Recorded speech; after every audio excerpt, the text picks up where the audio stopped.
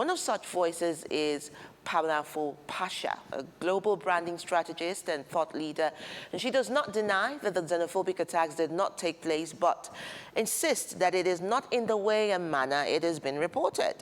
On the attacks on Nigerians in South Africa, she says Nigerians living there must share some of the responsibility for these attacks and wants what she describes as a more accurate narrative in the media space on the xenophobic situation in South Africa. Now, Fapono joins us on Kakaaki to share her thoughts on these and other related issues. And, of course, also weighing in on this is the spokesperson for Nigeria's Ministry of Foreign Affairs. And we'll be hoping to hear from him on the latest on the repatriation of Nigerians who want to leave South Africa. And, of course, that will be more later. Now, the insecurity situation in Nigeria is clearly getting out of hand, spiraling out of the security agency's control, so many say. While outrage in the form of ongoing nationwide protests continue over the abduction of teachers and students following the May 15 attack on 3 schools in Oyo State, the bloodthirsty criminals between them and now have carried out series of similar attacks in Plateau, Borno, Kaduna, Niger, and even Kogi states. It's clear that something urgent and different needs to be done if this whole insecurity menace is to be brought to an end. On Tuesday, of course, we saw the General Overseer of the Redeemed Christian Church of God, Pastor Enoch Adeboye, sending a blunt and widely publicized message to the country's service chiefs to end the terrorism in 90 days or resign. And while the search for security solutions continued, the suggestion of decentralized security, mainly in the form of secret police, keeps popping up. President Bola Ahmed Tinubu appeared to be championing the cause when he ostensibly set the machinery in motion for the creation of state police. But since then, there has been limited movement in that direction. However, when plenary resumed at the House of Representatives on Tuesday, calls for the constitution of the State Police Commission resurfaced. The question, of course, on everybody's lips, why does there appear to be some foot dragging on the issue of state police? There's something fundamentally wrong with the idea that Nigerians don't know about. Is it the state police or decentralized security in general the solution to Nigeria's security challenges? And if it isn't, then what is? A lot of people would also ask. And these are some of the questions we'll be putting to a member of Nigeria's House of Representatives from Anambra State, Ifeanyi Okafor. We'll also be speaking with the security expert, Dr. Sani Shinkafi. Dr. Shinkafi is the former advisor to the Zamfara state government on security matters. And that's the height of the interviews we'll be bringing you this morning. But remember that there are other segments that we'll be bringing you to your delight. And remember that you can be part of the program by sending your views and comments to all our social media handles on Facebook, X, Instagram, and YouTube at Africa Independent TV, so you can stay up to date with the latest news from around the globe. In the meantime, talking about the globe, we'll go to the news desk for the world news in the meantime.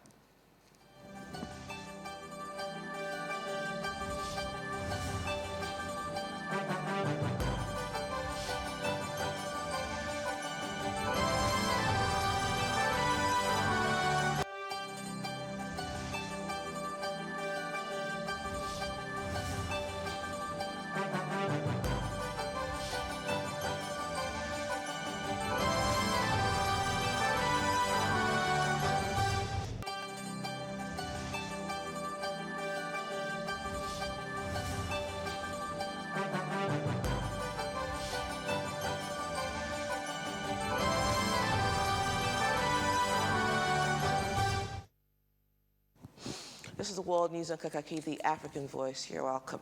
Now, the United States government says it is now actively working with Nigerian security agencies on counterterrorism operations amidst growing international concern over insecurity and attacks affecting Christian communities in parts of the country. The U.S. Secretary of State, Marco Rubio, disclosed this while appearing before the U.S. Foreign Affairs Committee during deliberations on the 2027 State Department budget. Rubio said many people had expressed concerns over violence against Christians in Nigeria, adding that Washington had intensified counterterrorism cooperation with the Nigerian government and security forces. The development comes months after Nigeria and the United States inaugurated a joint working group on security cooperation, religious freedom, civilian protection, and counterterrorism coordination. Both countries had agreed to strengthen intelligence sharing, improve civilian protection measures, and deepen collaboration against terrorist groups operating within the Lake Chad Basin and other troubled regions. The renewed partnership has also coincided with recent joint security operations involving Nigerian forces and U.S. reports and U.S. support structures under the United States African Command, AFRICOM, targeting Islamic State-linked insurgents in the region. Many were very concerned about violence against Christians. We are now actively in counterterrorism cooperation with the Nigerian government and Nigerian security forces, including a joint operation a couple weeks ago that took out the #2 leader of global ISIS operating from inside of the country, and that continues. While international religious freedom groups continue to raise concerns over attacks on Christian communities, the Nigerian government maintains that insecurity in the country affects both Christians and Muslims, insisting that terrorism, banditry, and criminal violence remain broader national security challenges rather than religious persecution alone. Now, tensions are mounting in Mexico just days before the opening of the 2026 FIFA World Cup, as striking teachers threaten to disrupt tournament activities unless the government meets their demands for higher wages and pension reforms. Now, members of the dissident teachers union, CNTE, escalated their protest in Mexico City by toppling giant football-themed statues installed ahead of the World Cup and vandalizing promotional displays along the iconic Paseo de la Reforma Avenue. Protesters sprayed slogans on the damaged structures, including "If there isn't a solution, the ball won't roll." The union is demanding a 100% salary increase and the reversal of pension reforms, rejecting a previously negotiated 9% pay raise. The teachers accuse the government of prioritizing World Cup celebrations over workers' welfare and public education. Es la impotencia que sentimos como maestros, que por más que nos organizamos, por más que marchamos, por más que gritamos, el gobierno nada más no nos escucha, no nos hace caso. Nosotros como docente sabemos, hemos perdido compañeros en la lucha, hemos tenido derramamiento de sangre, pero eso no nos espanta. Nosotros sabemos de la represión y vamos a seguir hasta donde dé. The protests have already disrupted traffic, forced changes to official government engagements, and raised concerns about preparations for the World Cup, which kicks off on June 11 in Mexico City. Teachers have vowed to continue demonstrations throughout the tournament if negotiations fail. President Claudia Sheinbaum says her administration remains committed to dialogue, but insists some of the union's demands exceed available budget resources, with thousands of teachers camped in the capital and tensions rising. Mexican authorities face growing pressure to resolve the dispute before the world's biggest football event begins. Now, violent protests have erupted in parts of southern England after the release of police body cam footage showing an 18-year-old starving victim handcuffed by officers while repeatedly saying, "I can't breathe," moments before his death. The victim, Henry Nowak, was fatally stabbed in December 2025 in Southampton by 23-year-old Vikram Digwa, who has now been sentenced to a minimum of 21 years imprisonment for murder. The case reignited public anger after footage emerged showing police restraining the dying teenager while initially treating him as a suspect, following allegations of racial abuse made during the incident. Protesters clashed with police in Southampton, throwing bricks and other objects as outrage spread online and across political circles. Far-right activist Tommy Robinson addressed demonstrators during a rally, accusing authorities of treating white British citizens as second-rate citizens and using the case to criticize policing and immigration policies in the United Kingdom. No matter the pain we feel, there is no justification for more violence and disorder. The attacks directed towards police officers in Southampton last night were disgraceful and completely unacceptable. This is a time for serious work, not rage. And let me be clear, we will ensure anyone found engaging in disorder meets the full force of the law, as we have done before. Authorities say the situation remains under investigation and growing scrutiny over police conduct, use of force procedures, and handling of racially sensitive incidents involving violent crimes. British police have appealed for calm, warning against attempts to inflame tensions or exploit the murder for extremist political mobilization, as community concerns continue to deepen following the circulation of the footage. Environmental degradation along the coastline of Freetown is threatening the survival of oyster harvesting communities as the steady disappearance of mangrove forest affects one of the region's oldest traditional livelihoods. For generations, women in coastal communities around Freetown have relied on oyster farming and harvesting for income and family sustenance. But environmental experts warn that increasing human expansion, deforestation, sand mining, and coastal pollution are rapidly destroying mangrove ecosystems critical to oyster reproduction and survival. The mangroves serve as natural breeding and protective habitats for oysters and other marine species. Their destruction is now reducing oyster yields, weakening local incomes, and placing additional economic pressure on women who dominate the trade. Residents say the environmental damage is not only threatening livelihoods, but also eroding a long-standing cultural practice deeply tied to coastal identity and community survival. Not been the enter the water for pull oyster. Because when you look the mango, the oyster boku. So no need for enter the water for make you pull oyster. Because if boku na the mango, you just chop, you flop, you go. But now, in order again, just like I look no the river, in order to be pass to enter the water before we get oyster for cargo. All the mangroves were cut because people are wanting to migrate, and on planned urbanizations, there was no land availability, and people were now searching for land, trying to reclaim land around the coastal area, in particular community, and they cut all the mangroves. So now that they are living there, we are now faced challenge with coastal erosion, flooding, and a lot of heat wave threat that we are facing and loss of biodiversity. Conservation groups are calling for stronger environmental protection policies, restoration of mangrove forests, and sustainable coastal management to prevent further ecological loss and protect vulnerable fishing and oyster harvesting communities across Sierra Leone's coastline. The U.S. military launched strikes on Iran's Qassim Island overnight in what it called self-defense, hours after Kuwait said Iranian drones hit its international airport and injured several people, marking a sharp escalation in regional hostilities. The burst was traveling between Moscow and Simferopol when it was hit in Yenikivyo, Donetsk region. Emergency crews said the 11 injured were taken to hospital for treatment. Russian-installed officials in Donetsk reported the death and said the strike occurred in the early hours. The attack came amid overnight Ukrainian drone operations that reached deep into Russia's St. Petersburg oil terminal was hit, producing visible black smoke over the city as delegates gathered for the economic forum. Russian authorities said air defenses intercepted 350 drones nationwide, including 50 over the Leningrad region, and temporarily restricted flights at Pulkovo Airport.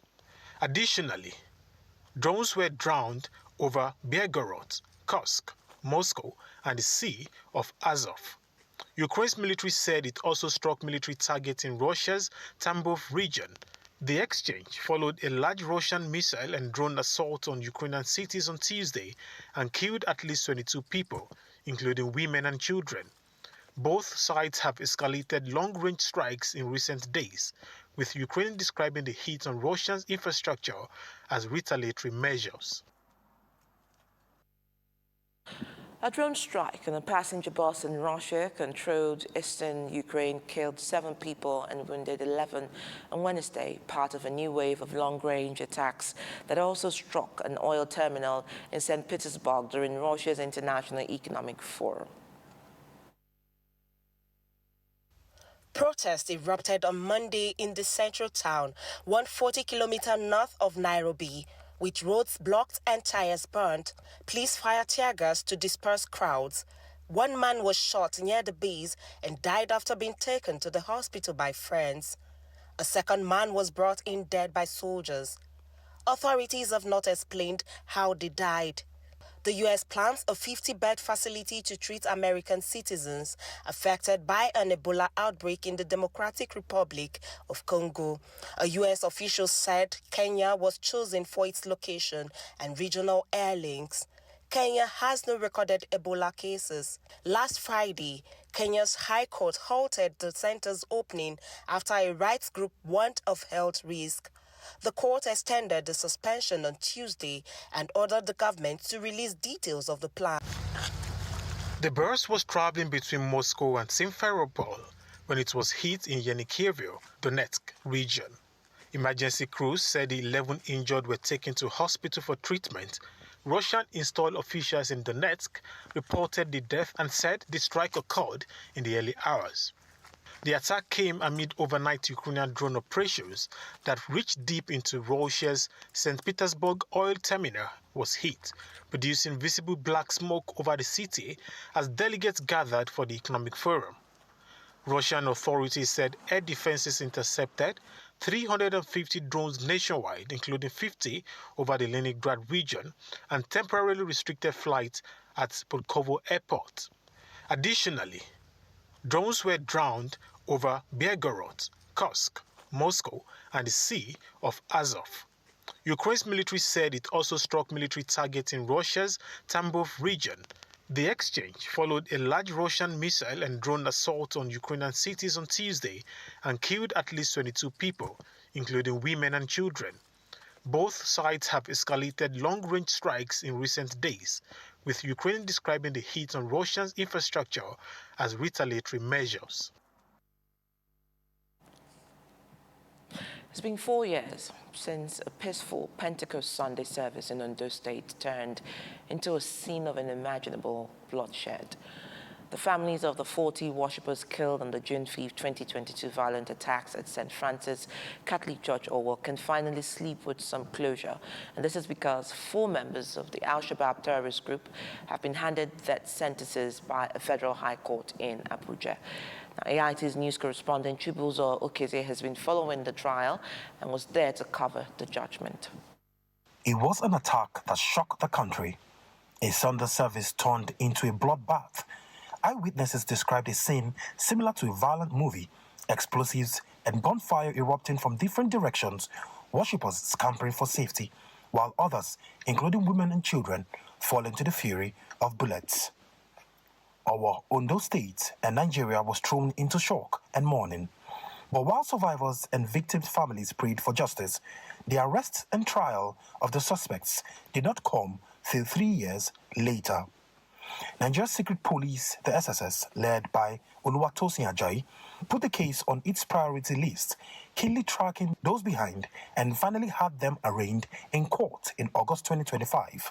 On Tuesday, Justice Emeka Nwite of the Federal High Court delivered a landmark judgment, finding 4 out of the 5 defendants guilty on a 9-count charge. The charges included terrorism financing, hostage-taking, and the use of explosives in public places. Idris Abdulmalik Omeiza, Akazim Idris, Jamiu Abdulmalik, and Abdul Halim Idris are to die by hanging. Apart from the death sentence, they also received 20-year sentences for conspiracy and membership in the Al-Shabaab terrorist group. Meanwhile, a 5th defendant, 47-year-old Momo Abubakar, was discharged and acquitted on all charges. The prosecution closed its massive case in February 2026 after presenting 11 witnesses and 23 pieces of forensic evidence, including autopsy reports. During the trial, Survivors gave emotional testimonies, recalling the terrifying moments sporadic gunshots and explosives ripped through St. Francis Catholic Church in Ondo State during a Pentecost service on June 5th, 2022. The DSS did a very, very thorough and painstaking investigation. And it was that thorough and painstaking investigation that the trial was anchored. Therefore, the evidence adduced by the prosecution was ironclad. And so we're not surprised that the judgment came out the way it did. We are appealing it. I've told my lord, even in the open court, I'm going upstairs. The infamous attack left roughly 40 worshippers dead and over 100 others permanently scarred. The trial judge, Justice Wike, dismissed submissions raised by the defendants before sealing the fate of the 4 attackers. Chibuzo Okezie, EAT News, Abuja. And with that, we'll bring you Kakaaki Business.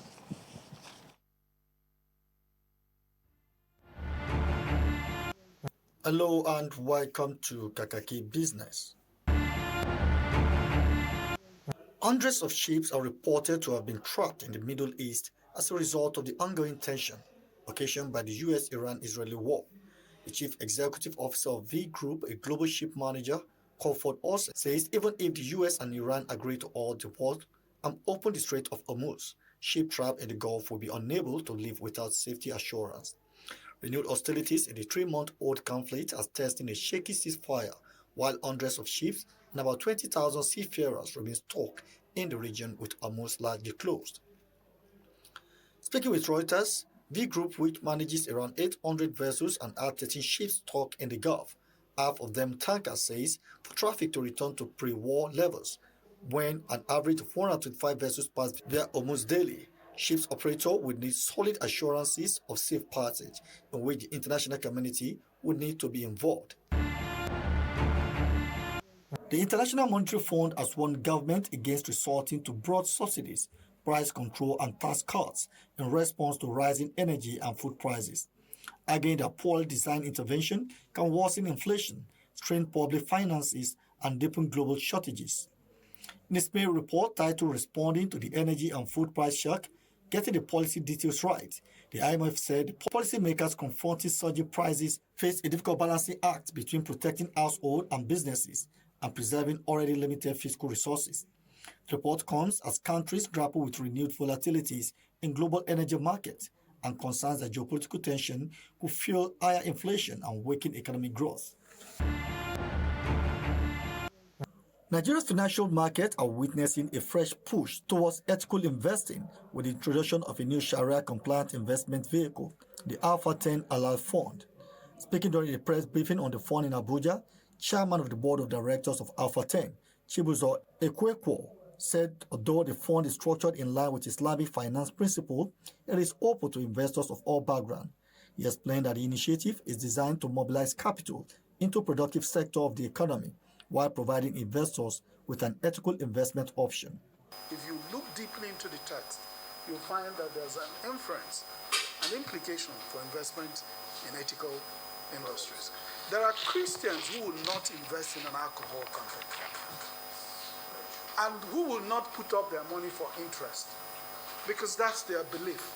For those Christians, it is the same, value that the halal product presents for an Islamic person that it presents to them, and so for other religions. So it's important we understand that while this is modeled along the Islamic faith, that it is actually available to all faiths. Also speaking at the event, Managing Director of Alpha 10, Abigail Utomi, said ethical investing is becoming an increasingly important driver of global financial markets, and that Nigeria must embrace the trend to attract broader pool of capital. We know that the ethical investment space is asset-based, economic-driven, value-adding, and we believe that merging these two ecosystems together to create wealth whilst positively impacting the economy, businesses and individuals is one to further, and that's why we can proudly say that our future is your future. For the small and the big investors in the country, And it is halal in the sense that those who are afraid of going to banking, there are people typically in the northern part of the country who look at interest as a barrier between them and banking. And this process of halal products is a kind of something that can expand the financial inclusion. It's a good product meant to target those smaller savers as well as those who have large money, and at the same time, they expand financial inclusion in the country. In addition to that, the safety of your fund is guaranteed from the presentations made. Otomi added that the Halal Fund will contribute to financial inclusion by providing ethical investment solutions for faith-conscious individuals and not-deserved population who have traditionally remained outside the conventional financial system. She expressed confidence that the initiative will help expand participation in Nigeria's capital market while promoting responsible and sustainable investment practices. And the Center of Fiscal Transparency and Public Integrity has urged ministries, departments, and agencies of government to utilize its newly released Transparency and Integrity Index methodology to improve disclosure ahead of the National Transparency Ranking later in the year. Executive Director of the Center, Umar Yakubu, made the call during the presentation of the methodology framework, describing the index as a preventive tool against corruption, particularly within government institutions. Because we do this so that MDAs can prepare. As a civil society organization, we're actually interested in the MDAs doing better, let them improve in their level of transparency around procurement, around their budgeting, around human resources, around control of corruption. So that is our interest. So just to do this is to encourage them that, look, this is the methodology. If they have any concerns or any things they think we need to review, that's why we do it every year. We've done it for the past 6 years. Also speaking at the event, the representative of the Director General of the Bureau of Public Service Reform, Gloria Omene, emphasized that ministries, departments, and agencies will be assessed and ranked based on key 5 pillars of transparency and integrity. She said the ranking framework provides a measurable standard for evaluating institutional commitments to accountability and good governance. The Transparency and Integrity Index methodology employs 5 parameters to benchmark the performance of MDAs towards good governance in the following critical areas: fiscal transparency, open procurement and contracting, anti-corruption, citizens' engagement, human resource, and inclusion. On all organizations to take this ranking as a step forward. Nobody is not doing everything, and nobody is doing it all right in this country, but we hope that this will serve as a lesson for others to sit up and improve for them. Organizers say the initiative will serve as a benchmark for encouraging greater transparency, reducing corruption risk, and strengthening public confidence in government institutions. And lastly, Africa's rising debt burden is increasingly threatening development across the continent, with experts warning that growing debt repayment are diverting funds away from critical sectors such as healthcare, education, and infrastructure. At a 3-day debt management initiative for journalists held in Nairobi, Kenya, policymakers and development advocates highlighted concerns that many African governments are dedicating a large share of their revenues to servicing debt. Speaking at the forum, Interim Executive Director of the African Forum and Network on Debt and Development, Young Theophilus Jong, said public debt in sub-Saharan Africa has doubled over the past decade and is nearing 60% of gross domestic product. He warned that opaque loan agreement and restricted public access to borrowing information could undermine national sovereignty and limit future policy choices, stressing the need for greater transparency and accountability in public borrowing. Every time budgets are squeezed by debt repayments, ordinary people feel it first. When 71 out of every 100 shillings in Kenya goes to debt, a huge portion of budget elsewhere disappears into debt service. It is ordinary families who carry that burden. Participants pointed to Nigeria as a clear example of the continent's debt challenges. According to Debt Management Office, Nigeria's total public debt rose from about 49 trillion naira in 2022 to 97 trillion naira in 2023 before climbing to 157 trillion naira. We have had a lot of debt that has been used in African countries for spendthrift purposes, and then you have debt that also can be potentially declared odious debt because this debt did not follow, the normal rules that are supposed to be respected when countries want to borrow. Stakeholders at the Nairobi Forum called for stronger legislative oversight, prudent borrowing practices, and improved domestic revenue mobilization to reduce dependence on debt. They also urged journalists to use data from international financial institutions to strengthen evidence-based reporting and hold government accountable for debt management decisions. And that's it on Kakaaki Business. Good morning.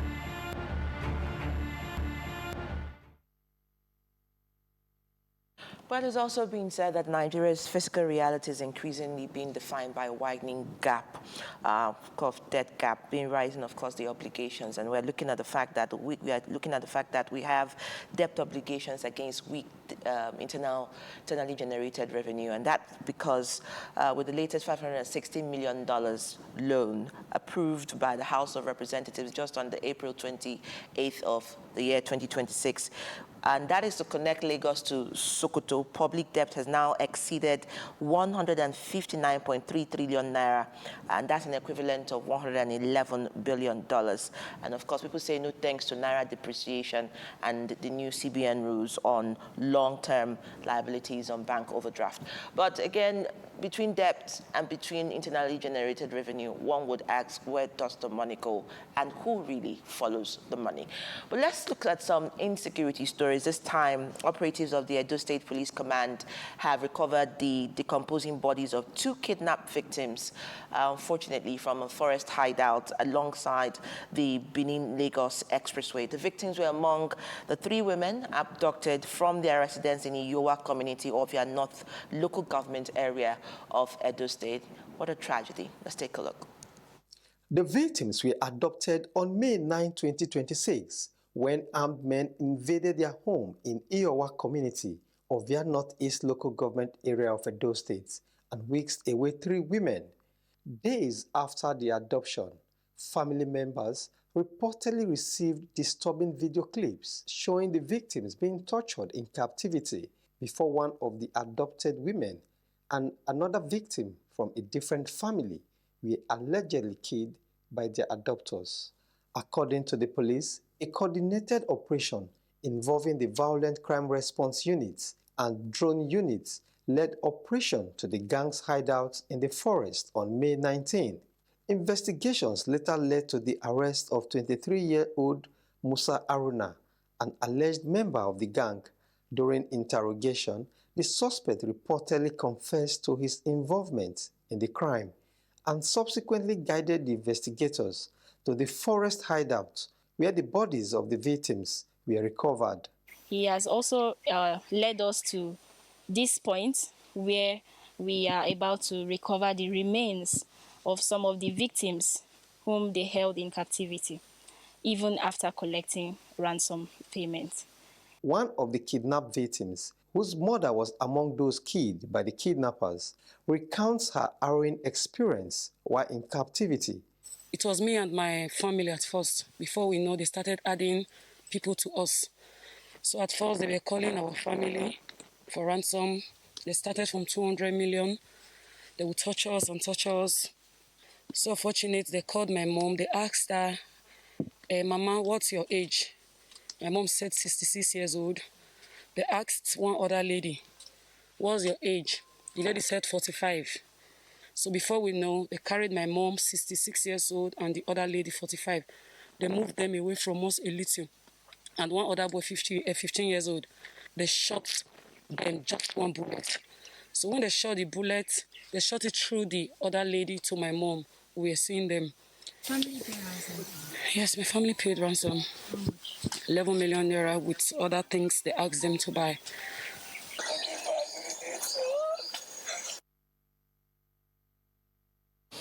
Quite sad, and we sincerely really empathize with that young lady and all Nigerians across who are also going through this. I mean, it's no longer just saying that insecurity is a distant reality only in the northern region of Nigeria. It's spreading. And I think that at the moment, more than lip service, more than anything, actions and boots on the ground is required. More so, the rescue of those children and those teachers in captivity in Oyo State. Our next talking point still leads to leadership, this time to political leadership. And there seems to be no end in sight to the leadership crisis rocking the People's Democratic Party, PDP. Now, two parallel presidential candidates have emerged for the 2027 general elections, with rival factions both claiming legitimacy. Let's take a look. The ambitions of over 8,200 PDP members, reports to have aspired for different political positions, are now hanging in the balance. As the 2027 general elections draw close, rival factions are sticking to their guns, plotting each other's political downfall. Their divisions could not have been more stark, with two camps producing two presidential candidates. While the Abdulrahman Mohammed-led PDP, which has Senator Sandy Ono as its candidate, claiming it holds the authentic mandate, the Kabiru Turaki-led group, which has handed its 2027 ticket to former President Goodluck Jonathan, refuses to back down. The National Publicity Secretary for the Abdulrahman Mohammed faction, Jugundu Mohammed, insists there is no crisis. He warns that those parading themselves as rival faction will soon face legal consequences. Most worrisome and unfortunate that the person of President Goodluck Jonathan have allowed his name to be dragged into such kind of unfortunate situations. And it behoves on him to come out and speak to Nigerians, to either dissociate himself or to align himself so that Nigerians can now know the kind of status they will ascribe to the former President Goodluck Ebele Jonathan. But the opposing camp fires back. Ini Ememobong, National Publicity Secretary for the Turaki-led faction, labels the Mohammed group an illegal entity. I'm sure no Nigerian is in doubt as to which people are the people who are operating as an opposition party. Nobody. Not even the people who are pretending. They've told you that, look, they are pretenders, whether the Sandy Ono, Wike, all of the people there, they've told you they are supporting President Tinubu. They've not hidden it. So they are clear pretenders. So there's absolutely nothing that creates, that makes it difficult to differentiate the real PDP. Ememobong accuses the ruling All Progressives Congress, APC, of engineering the crisis to destroy opposition parties. Despite the turmoil, he reassures supporters that the PDP remains strong and ready to reclaim power. With the PDP's leadership deeply fractured, over 8,200 aspirants who bought nomination forms from the different factions are now trapped in a dangerous political limbo.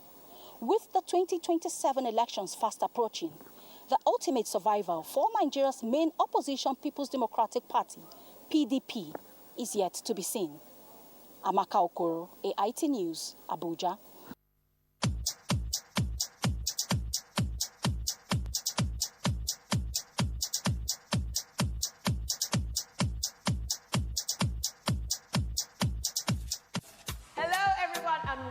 To Get Fit in 60 Seconds with Dolly Phillips. Now, everyone has 60 seconds in every day to spare. So if you're ready, let's go!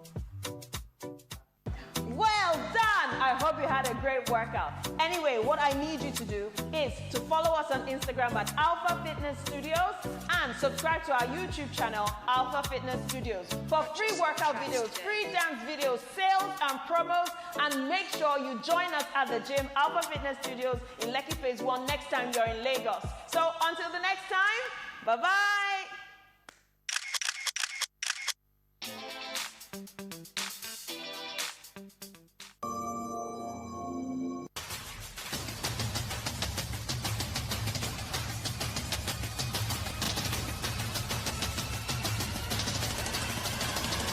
Welcome to the Leadership Clinic. Today, I'm speaking on great leaders break bad habits. We all have habits we wish we didn't have.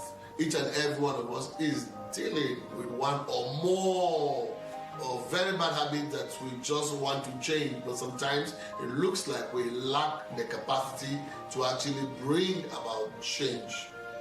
The interesting thing is that leaders are known for taking some tough decisions and making things happen. Maybe some of the bad habits that you have probably could be biting your nails when you are nervous. Maybe you procrastinate on important tasks. Maybe you spend too much money on things you don't even need. Or maybe you lose your temper too quickly. And every time you do it, you tell yourself,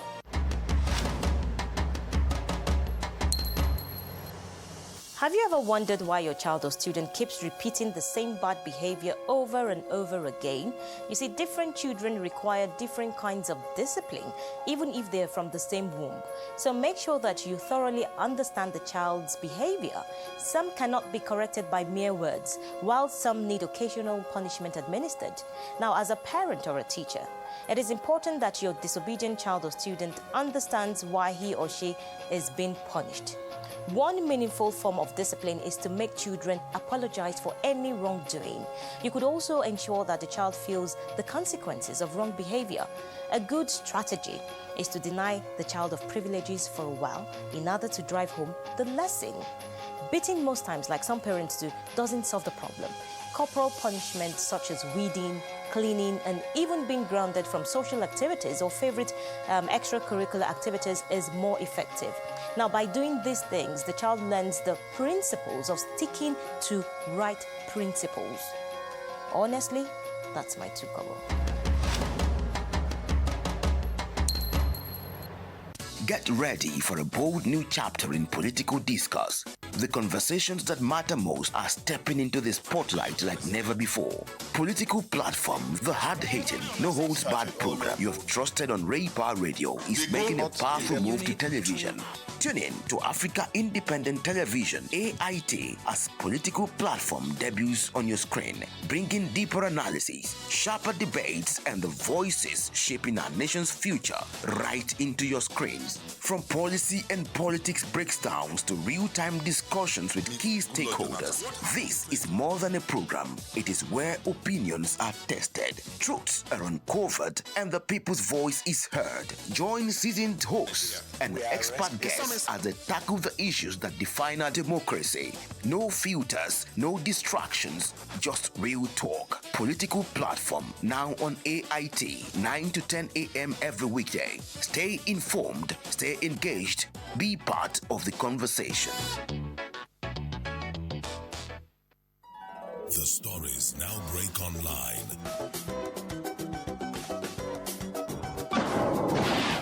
Don't miss anything from our real-time updates and exclusive content. Follow and participate in discussions on live TV studio programs to shape the narratives. Subscribe, engage, and share from AIT.live at AIT_online on X, AIT Online on Facebook, Official AIT Live on Instagram, TikTok, and Threads on YouTube. Stay connected with AIT. On air, online, on live. The issues as they break. The multitude. The political figures. The state and non-state actors. It's a serious threat to democracy. And our governments seem to be incapable of protecting. The scheming. This is not a period we should say bow and go. Every part of this country is equal. The intrigues. There can be no one person that is bigger than the party. Deft moves and the momentous declaration. We didn't get any protection. I'm not particularly against anybody. We track and capture them all. I don't believe it was for that reason in politics. Follow in-depth analysis and no-holds-barred interviews. Armed forces of the country is well capable. They need the political will. Are they just waking up from sleep? Is there complacency? Feel the pulse of happenings in the political arena on AIT Democracy Today. Widely acclaimed authority on politics. Monday to Friday, 7 p.m. Nigerian time.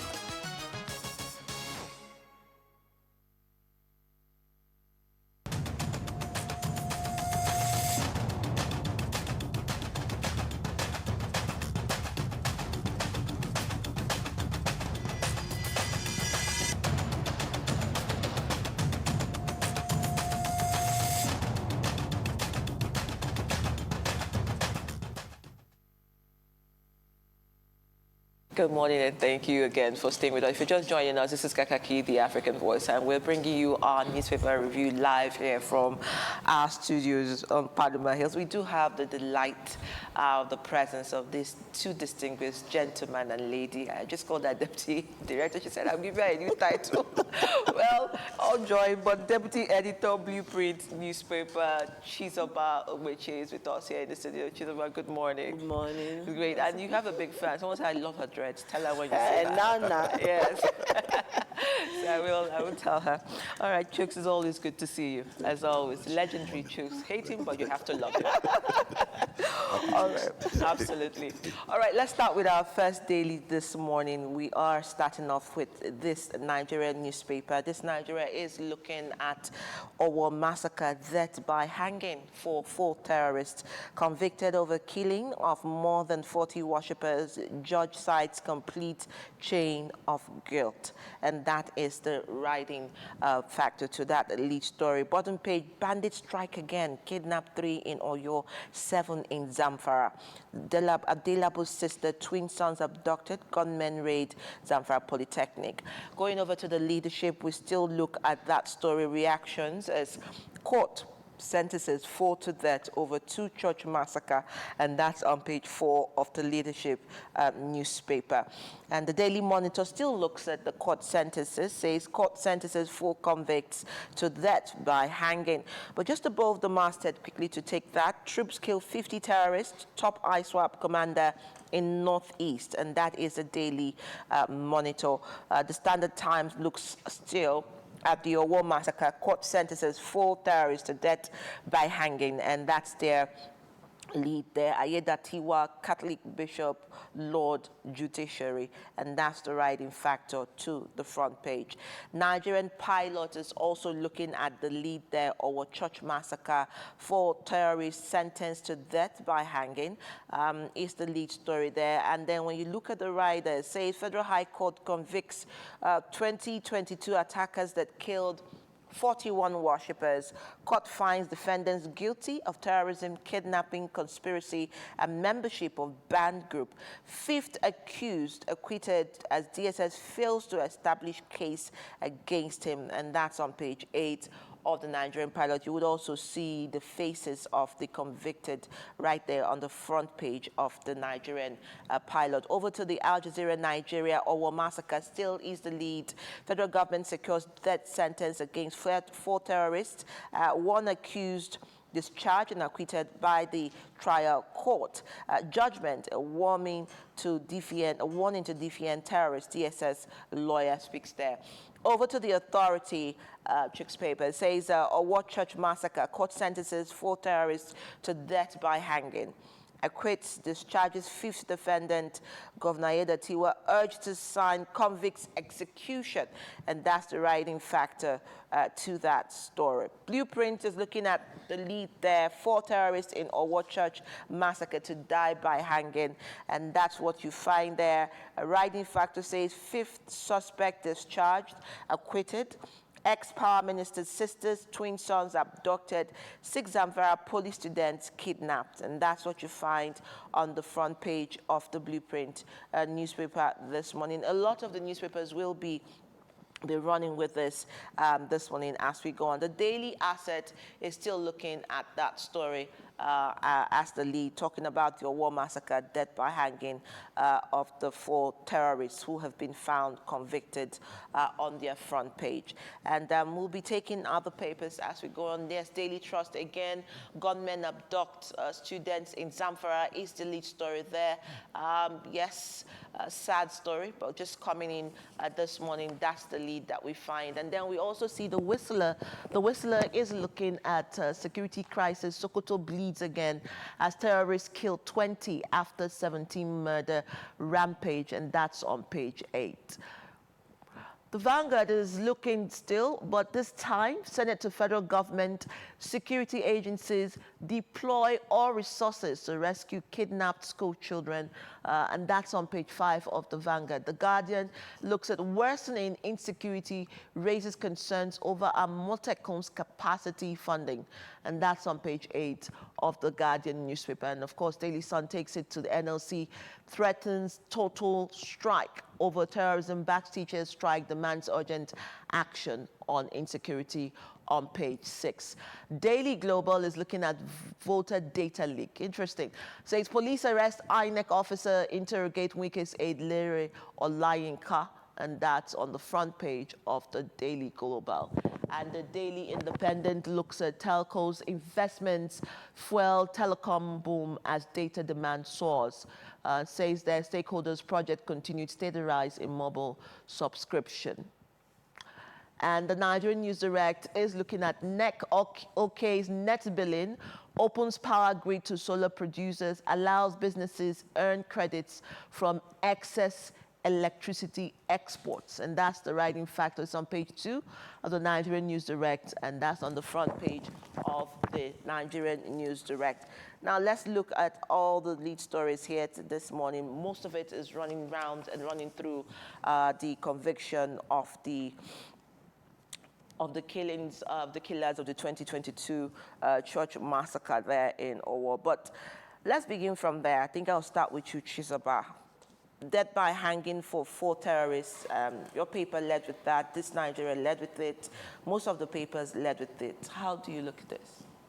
It's a welcome development because the activities of whether we call them terrorists, bandits, in whatever name, is really getting out of hand. And to see that a few that have been arrested have been convicted. But we know that it's not likely to end there because even the Defense Council already says it's going to appeal.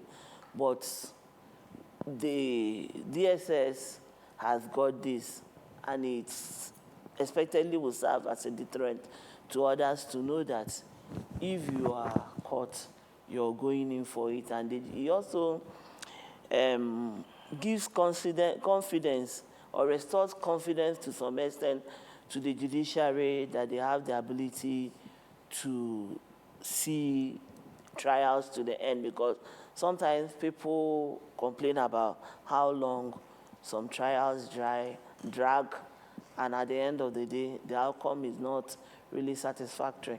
But for me, it's good that they've been sentenced. There's also the snag that since the return of democracy, most of the governors don't sign death warrants because there's been a lot of publications on Nigeria's growing death row, where you have people that have been on death row for over 15 years who have not been executed, neither has their sentence been commuted. So we hope that this might be different, in as much as we know that as soon as the appeal, the first is to get stay of execution. But we look forward to seeing the end of this trial, and that justice will be served. All right, Chooks, I'll come back to you. I mean, she's spoken about something really clear. I mean, one of the writers of the newspapers did speak to that they were being pushed to be able to look at how he would sign the death warrant. And the word there is to convince to sign. And so that means there's a need for pressure. And she's just alluded to that. What is first your take on this lead? Is it justice, or is it, not here to hold? To begin with, kudos to Nigerian judiciary and Nigerian criminal justice system. In fact, some of us don't realize that tomorrow is going to be 4 years that this terrorist struck at the heart of St. Xavier Catholic Church in Owo, Ondo State. And, Catholic Church is not just any church. Roman Catholic Church has over 1.4 billion members, adherents worldwide. And at the time, even Pope condemned the Pope and several world leaders condemned that attack. It was an attack of international dimension. Let's not forget that Al-Shabaab in 2013 in Kenya, Nairobi, Kenya, Al-Shabaab also created international sensation when they attacked Westgate Mall. And persons from over 13 countries died in that attack. It was a very, very remarkable attack. So for people who had links with Al-Shabaab to come, of course, Al-Shabaab is an East African-based terrorist organization. For us in Nigeria to have, at the heart of Nigeria in Kogi State, to have Al-Shabaab terror cell there, and they struck a church, killing over, some said 40, some said 50, Until today, a lot of people still bear the scars of that attack. Even during the trial, a woman came who was an amputee. A woman who lost both legs was also one of the witnesses at the trial. Medical doctor, several issues. But the truth, the fact remains that a government that has the will, they say where there's a will and there's a way. The attack happened on the 5th of June 2022. And the following day, now late President Muhammadu Buhari hosted a dinner of the All Progressive Congress. What did that tell you? The message was very clear that we don't care, if people get killed, because a responsible government, would have at least shelved that dinner, because it was an attack that struck at the heart of Nigeria. And a few months ago, we saw Nigeria battling with this issue of the U.S. labeling Nigeria a country of particular concern, because they feel that, people get attacked and nothing gets done. But it's remarkable that the DSS began the prosecution of this rule less than 10 months ago. Just less than 10 months ago. And we're able to secure conviction yesterday. So it means that had President Buhari had the willpower to try these persons, it happened in June. He had about a year to exit. So had someone like President Buhari had the willpower to prosecute these terrorists, they would have at least, seen an end to that. And talking about Governor Ayedatiwa, he was a deputy governor at the time these attacks happened. So it should be very, very personal to him. I'm sure he'll be celebrating, because then his then boss, Governor, now late Governor Akeredolu, he kept fighting President Buhari. He kept talking about, justice for people, because these are his citizens. He kept pushing, but, he was like a lone voice at the time. And what does that tell us? It tells us that whenever there's terrorism, whenever attacks occur, nobody gets spared. Look at what happened in Abuja, the UN building bombers. And by the way, they're also standing trial. It's good that, when people commit offenses, they are brought to book. That may not entirely stop others from committing such crime, but at least it will serve as a deterrent, so that if you want to commit the crime, you also know that there are consequences. Because if you saw those guys yesterday, I saw them on TV and newspapers, you see that these are guys who probably were farmers, probably who didn't know anything, who are taken from their places of work. Some of them could be artisans, and brainwashed. They are quite young, and they may not have known the extent, the consequences of their action. But yesterday, it was made to bear on them. And even if you talk about appeal, people forget that appeal, when you appeal, you only fault the process of court of original jurisdiction. You do not introduce fresh evidence. Because the DSS was very, very thorough in that they brought... But where I was going with this with you, because we need to move to the next topic, is on the... Nigeria has often debated, since democracy, the issue of capital punishment. I remember, I think it was in 2014, former Governor Dwara granted, prerogative of mercy to 14 inmates who were on trial. And, several others have happened. Yeah. Do you think this will be followed through? And what's your direct advisory? But you see, the truth is this. You see, that something has never happened doesn't mean it cannot happen. That's the truth. We do not, we cannot prejudge, of course. Yeah, exactly. Like I said, this is a trial that should be dear to Governor Ayedatiwa's heart. He was deputy governor when this, and as we speak, there are still people who are bedridden on account of this attack. So when you talk about clemency. Not clemency. Yes, no. Or you talk about mercy for not clemency now, but you talk about governors not wanting to. You understand? Yeah. You also think about those who are victims, who are still suffering from the scars of the attack. But we must also know that sometimes when people appeal, it's not as if they know they are going to win. It's about delaying. And lawyers too. Lawyers also do that. Lawyers also do that just to buy time. All right, let's still talking about the tragedy of kidnapping and terrorism. Terrorists abduct Adelabu's sister's twin sons, kidnap students in Zamfara. And of course, you saw that story run through yesterday and later this morning. Chizoba, how do you look at that? Now, the focus on schools now, I mean, it used to be churches, not that they've stopped, but now moved over to tertiary and primary institutions. So there's this sense of fear for even those people who are within schooling communities.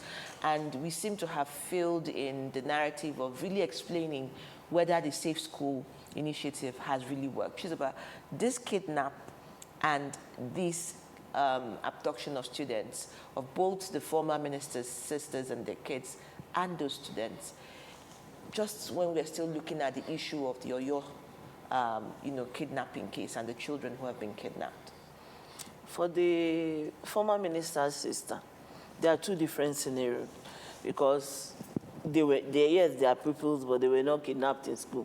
They were on their way to school, and it looks like they were targeted, because it was on the way that they were accosted and they were taken. In every situation is disheartening. But for the school, for the varsity students, pupils and all, last week we spoke extensively on it. Yes. No parent should send their child to school and panic that the child might not return, because some crazy people can go and pick them up and demand for ransom.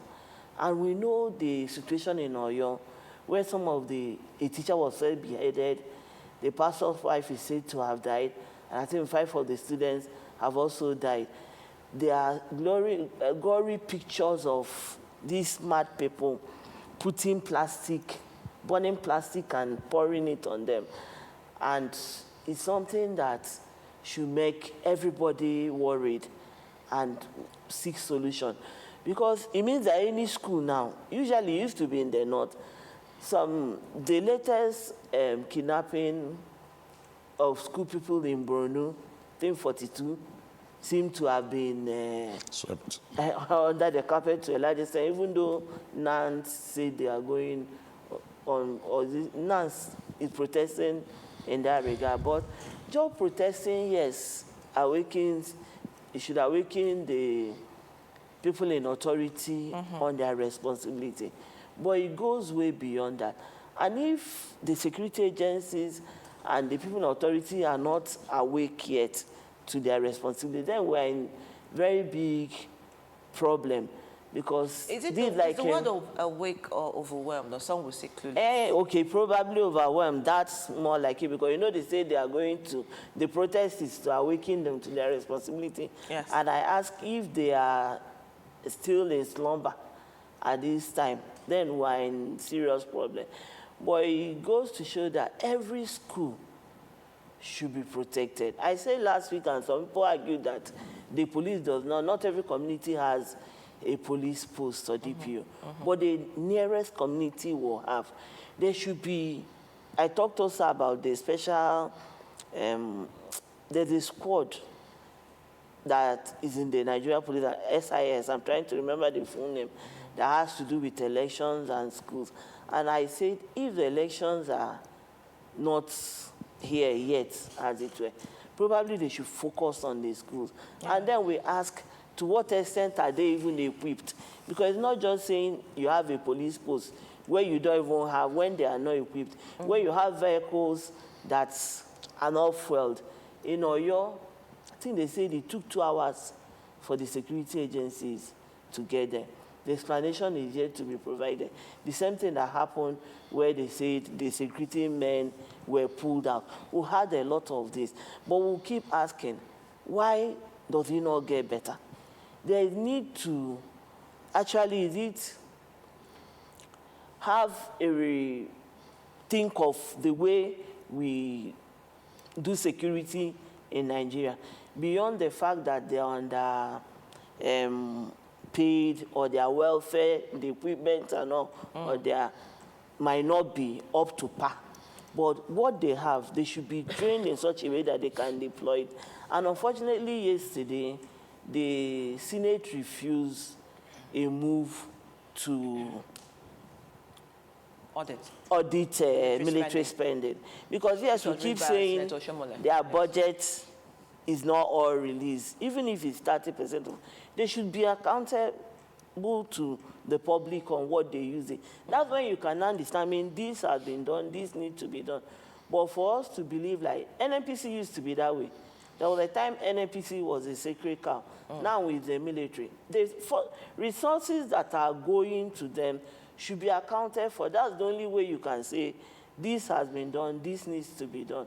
But we really need to do better, because sending your child to school should not be sending the child to be slaughtered. All right, someone said these terrorists are gradually destroying our educational system in Nigeria. This is as a result of failed leadership, very shameful. That's coming from Obiajulu Ezimadu. And Akodo Obola says, Sheyi Makinde should continue playing politics with the lives of those children. I sincerely pray Bat wins in 2027. Sheyi Makinde, how far? Well, that's a political statement. But Chuk, somebody also talks about the need for self-defense here. I saw that earlier on here, where someone was saying that we do need Nigeria needs state police, train and arm locals appropriately to defend their people, and that's coming from Omario. But, you know, while you speak on these interventions, it's also clear to say that the insecurity is not only happening now in Oyo or far north, it's also coming to the south and coming closer to urban areas. Just last week, we saw a story that broke out that an estate here in Abuja, the FF Global Estate, just to mention, was attacked, and they were just in time enough to call the police within 25 minutes to come, where, you know, some people who walked in but realized that they were there to cause mayhem. So, and again, the Uber driver that was killed by car snatching, you know, our colleagues in Channel, have you and of course our colleagues in Arise that was killed, and you know, just recently a colleague somewhere was also kidnapped but found. So it's no longer just at the doorstep of communities in, someone was saying, far, far away land. It's with us.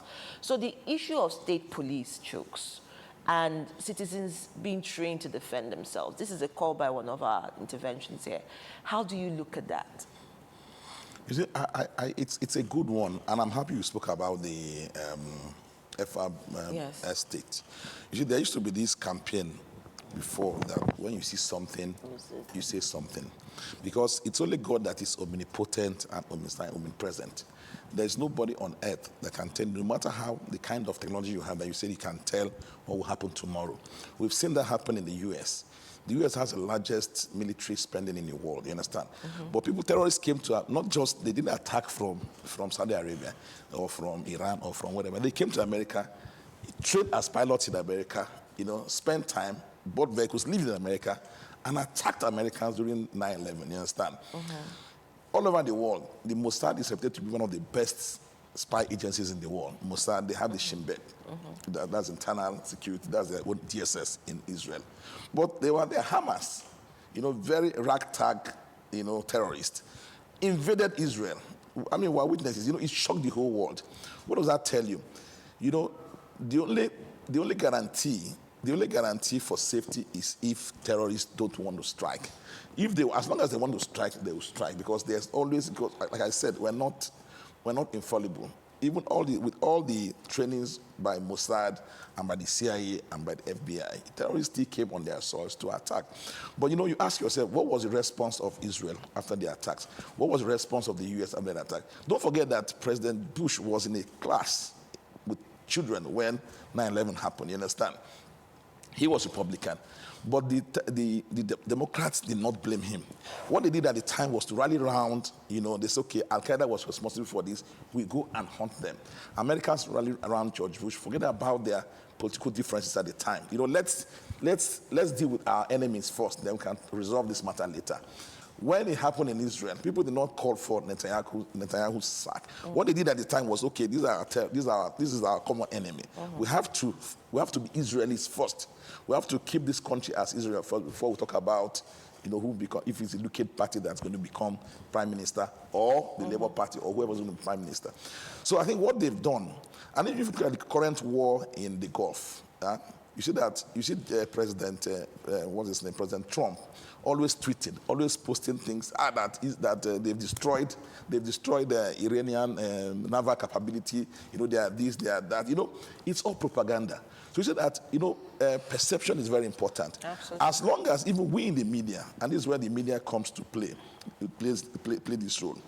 A few weeks ago, the most wanted terrorist on African soil was killed by a joint cooperation between American and Nigerian security agencies. And President Trump singled out American and Nigerian intelligence. The U.S. AFRICOM commander in Germany said that without the help of Nigeria, wouldn't have been able to take out Al-Muniki, this guy who is seen as a... So bring him back. So what I'm saying, in this context, if we do not cooperate with security agencies, like you said, the one in FAB, they were able to thwart that because people saw things. How many police officers do we have in Nigeria? Less than 500,000. How many soldiers do we have? We have less than 1 million, give and take, in a country of 220 million people. So it's practically impossible for us, for our security agencies it's practically impossible if we do not, without the cooperation of citizens. Okay. So when we see something, we say something. So talking about playing politics with security, it was disappointing that the APC in Oyo State yesterday had to come up with a press statement blaming Makinde. When, if we want to talk about APC states that have been under siege, is way more than. But for me, instead of coming together to seek solution, when the bandits go and kidnap us, they don't ask you which party your parents belong to, or tribe or religion. They take everybody. So we should not play. It's a very dangerous trend to be talking about. Is APC, is PDP, is ABGA. Everybody should come together. And if, like you said, if there's any contribution, meaningful contribution you can make, this is the time. All right, let's talk about that politics now that you just mentioned. And this time we're talking about the voter data leak. Police arrest INEC officer, interrogate Wike's aide, Olayinka. Daily Global ran with that as their lead story. And in fact, some of our fellow reviewers here online have already taken time to give us a review already. Someone said, well, Leke should be heading to jail and not for interrogation. I don't know. Maybe Chooks, you want to come in here first? Yeah, I think what Lere did was like what we should do when we're in primary school. When teacher says, all of you close your eyes, raise your hands, teacher walks out, and when he steps back, excuse me, sir, Chizoba opened her eyes. Then teacher asks you, how did you know that she opened her eyes? When I saw that too, I was amused because, this is supposed to be somebody's private information. Details. Because what Erufa is suffering now is not much different from what, if you're able to, it means that somebody close to INEC was able to hack into, it's like giving me my account statement. There was a time... When it doesn't belong to you. No, yes. Because you cannot go or somebody's medical records. You cannot go without the person's express. You understand me?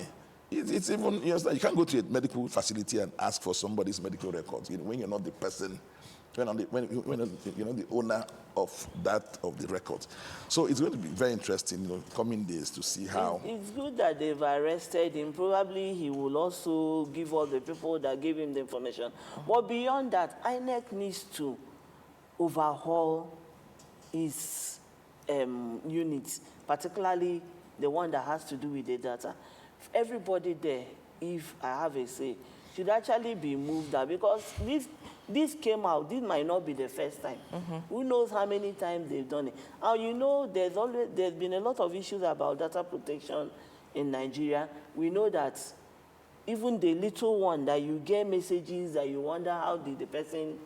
There's been issue about trading in data by agencies, by mobile GSM, mobile providers and all. And now we're talking about INEC, where you have everything, your home address, your NIN, everything about you as it is.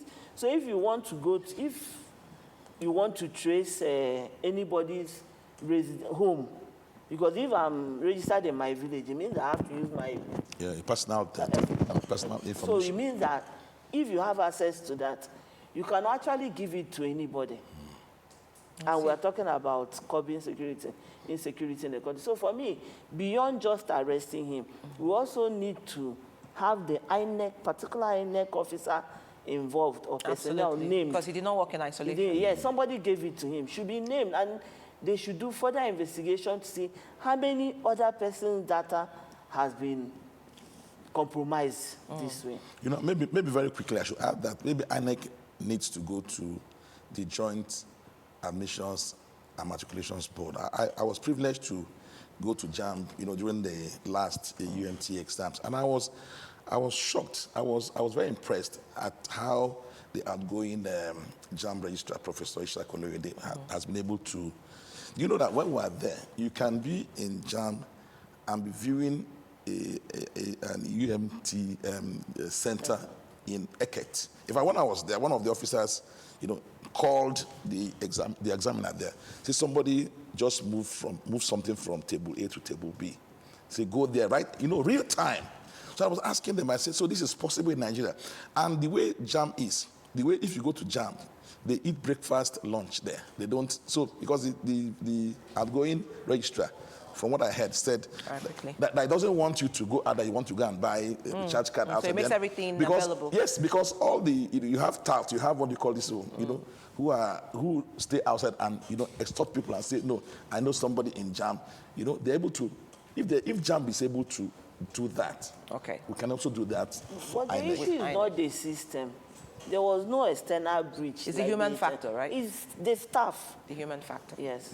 All right. I think that's a lot that we can take this morning, but some comments coming in for you, Chuk. Say, Chuk, small feathers to your head on that analysis. We need not politicize our insecurity challenge as a tool for campaign. Rather, we need to come together to confront the security challenge, and that is Adebola 2243. Someone also said, Chuk, thank you for that background history earlier on.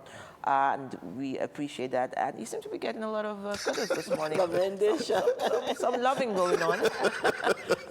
I'm surprised. Thank you very much. All right, as usual, thank you. Thank you. He's smiling. You made him smile this morning. I like that.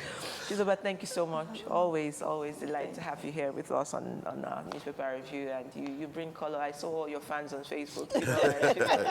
Very bright colors. I'm telling you. Thank you for having me. All right, thank you so much. We'll take a quick break, and when we come back, we'll be going straight into our first talking point this morning. Don't go anywhere. Get ready for a bold new chapter in political discourse. The conversations that matter most are stepping into the spotlight like never before. Political platform, the hard-hitting, no-holds-barred program you have trusted on Ray Power Radio is making a powerful move to television. Tune in to Africa Independent Television, AIT, as political platform debuts on your screen, bringing deeper analysis, sharper debates, and the voices shaping our nation's future right into your screens. From policy and politics breakdowns to real-time discussions with key stakeholders, this is more than a program. It is where opinions are tested, truths are uncovered, and the people's voice is heard. Join seasoned hosts and expert guests as they tackle the issues that define our democracy. No filters, no distractions, just real talk. Political platform now on AIT, 9 to 10 a.m. every weekday. Stay informed, stay engaged, be part of the conversation. The stories now break online.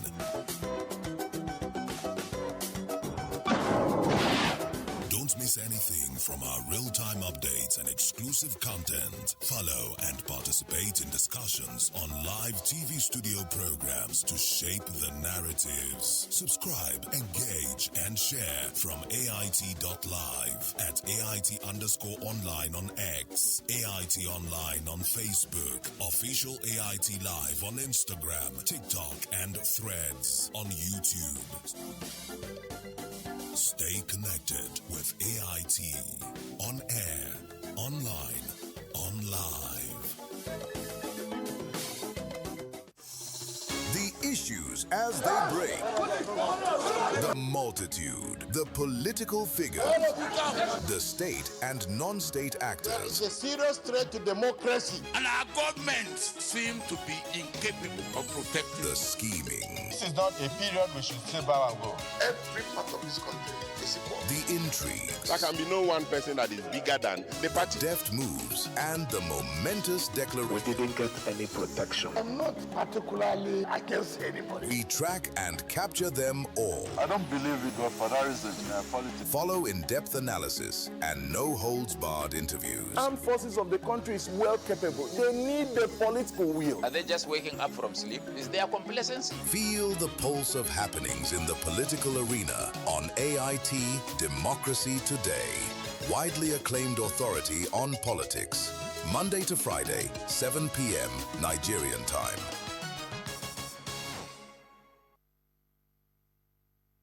Well, thank you for staying with us, and we go straight to that conversation on South Africa's xenophobia, X-raying the narratives, what's the latest report, and are there any updates really on the repatriation of Nigerians, because that was also mentioned heavily in the news last week and some of the updates we have. But we do have Kimiebi Ebiemfa, who is a spokesperson to the Ministry of Foreign Affairs, right here with us in the studio. Good morning, it's great to have you.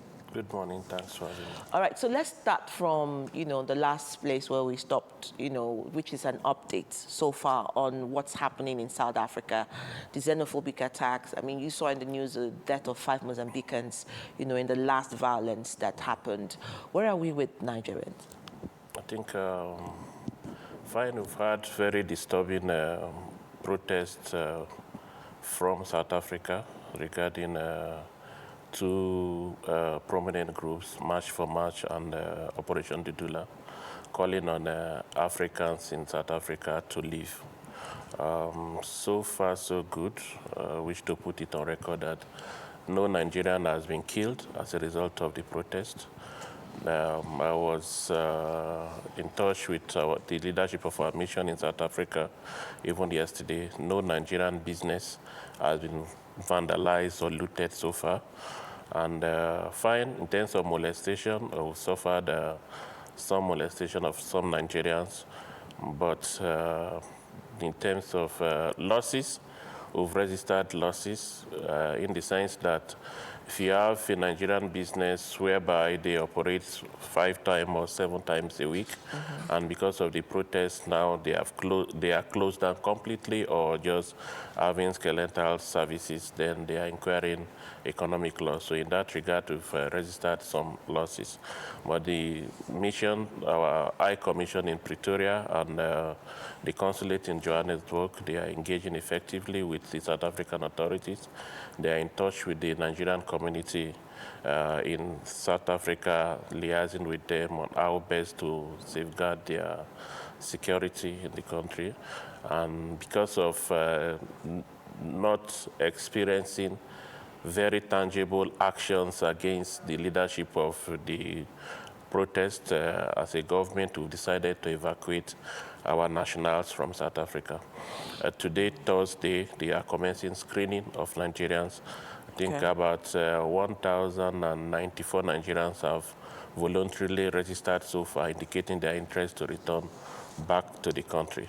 So the screening exercise is in consortium with South African authorities, their own equivalent of Ministry of Foreign Affairs, which is the Department of International Relations and Cooperation, the South African Immigration Services, the South African Police, will work together with the Nigerian mission and screen the intending Nigerians that are willing to return to the country. So if the screening exercise is completed and we have an idea of how many Nigerians that are willing to come back, then we'll commence evacuation. All right, so is this the first evacuation exercise since this attack started? Yes, it will be the first for this year. Yes. But don't forget that Nigeria have evacuated our nationals from South Africa. I think in 2008, there was evacuation. In 2015, there was evacuation. In 2019, there was evacuation. But what we've discovered in the Ministry of Foreign Affairs is that whenever there is this an election year or close to elections in South Africa, these xenophobic attacks just suddenly become more rampant. Maybe as a means of getting votes, especially the smaller parties, they will make it a point of duty to campaign that it is, in terms of maybe lack of jobs in South Africa, it is the cause of immigrants in the country. That is why they have fewer jobs. And from what we've discovered so far too, it seems the government is a bit relaxed, not trying to be that repressive or forcefully clamping down on the protesters just because they want to maybe win votes, as the case may be. So in terms of diplomatic engagement, we've had phone conversations between our president and the South African president. We've had frequent calls between the Minister of Foreign Affairs and our South African counterpart, and also don't forget that to summon the South African Acting High Commissioner in Abuja for a meeting where we stated the displeasure of the Nigerian government regarding the molestation of Nigerians in the streets of either Johannesburg, Durban, Cape Town, or Pretoria or other major cities in South Africa. This is because of the enormous sacrifice that Nigeria made towards the fight against apartheid. It is on record that Nigeria spent over, I think, $60 to $61 billion in the fight against apartheid, either in the form of providing monies for them to fight against the repression that they were experiencing, or in the form of scholarship that we offered to their nationals that schooled here in Nigeria, even from secondary to, I think, university level. At a point in their lives, their leaders like Thabo Mbeki were in this country, Zuma, they were all in this country. We gave them our passports, and we also have what we fondly now called the Mandela tax, whereby 2% of salaries from civil servants in Nigeria were deducted and sent to South Africa just to encourage them to fight against apartheid. Nigeria was not a border country with South Africa, but we are recognized as a frontline state. So if we have sacrificed so much for them, and fine, our foreign policy does not mean that Nigeria will do ABC for you and expect ABC in return. We do it just as the giant of Africa, just because Africa remains the centerpiece of our own foreign policy. So just do what we feel is what we should contribute towards African unity, African development, as the case may be. But isn't that also, perhaps, plainly speaking, because when you're talking about diplomacy and foreign relations, I'm thinking Nigeria puts Nigeria first, really. And, listening to what you've said, one would think automatically just being able to play that big brother role. This country should also lean into that, leverage on that relationship and extend an olive branch, in cases like this, but it doesn't seem so. Now, in terms of, I've heard you say you've had phone calls, there have been conversations, president versus president and all that. These people have given an ultimatum of June 30th. June 30th, yes. For every African who is not South African, illegally or not, to leave. Yes. The Ghanaian president evacuated their first set of citizens on May 23rd, 300 of them. They're about to do the second batch. They've already reintegrated these people, given socio-psychological intervention, and disaggregated them amongst communities. And this is the first batch. And I'm asking this critically because this is the 4th of June. Yes. This ultimatum is on the 30th of June. Yes. Do you think that you have enough time? Because Nigerians are in their plethora. They're not small in number to go through screening, clearance, and lifting of Nigerians in time enough to meet that ultimatum. That's my first question. Secondly would be, what is the punitive measure for these kind of aggression from South Africa to Nigeria? I think in terms of the evacuations, yes, Ghana have evacuated I think over 300 of their nationals, but the evacuation is a process. You submit names of intending nationals that voluntarily want to leave. And again, we have a population, I think, 25 to 30,000 Nigerians living in South Africa. So as far as it's not a war situation, it's difficult for you to say you're evacuating every of your nationals. Do we have to wait till it's a war situation? No, I'm just explaining that as far as it's not a war situation. Like what we experienced during the evacuation in Sudan, because it was war, we have to make sure you evacuate as many that turns up from the country. But in the case of South Africa, if it's not a war situation, you prepare to evacuate the vulnerable that are willing to leave. It's voluntary. You can't compel people that, no, Nigerians would, maybe on a lighter note, during the crisis, Iran, US, Iran, and Israel crisis, there were Nigerians that were saying that even if the bombings are targeted on the cities that they are residing in the Gulf countries, that they would prefer to stay there than to return to Nigeria. So we have instances whereby it's difficult to compel people to live where they are. So it's only those that identify and make themselves available that you are going to evacuate.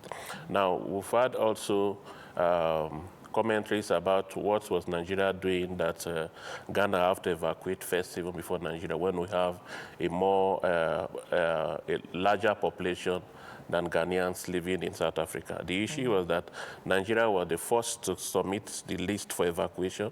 But as I said earlier, you have to have screening by the South African authorities. Not that because there is a crisis situation, you go with your aircraft and you just put your people in the plane and return to your country. No, they have to pass through screening.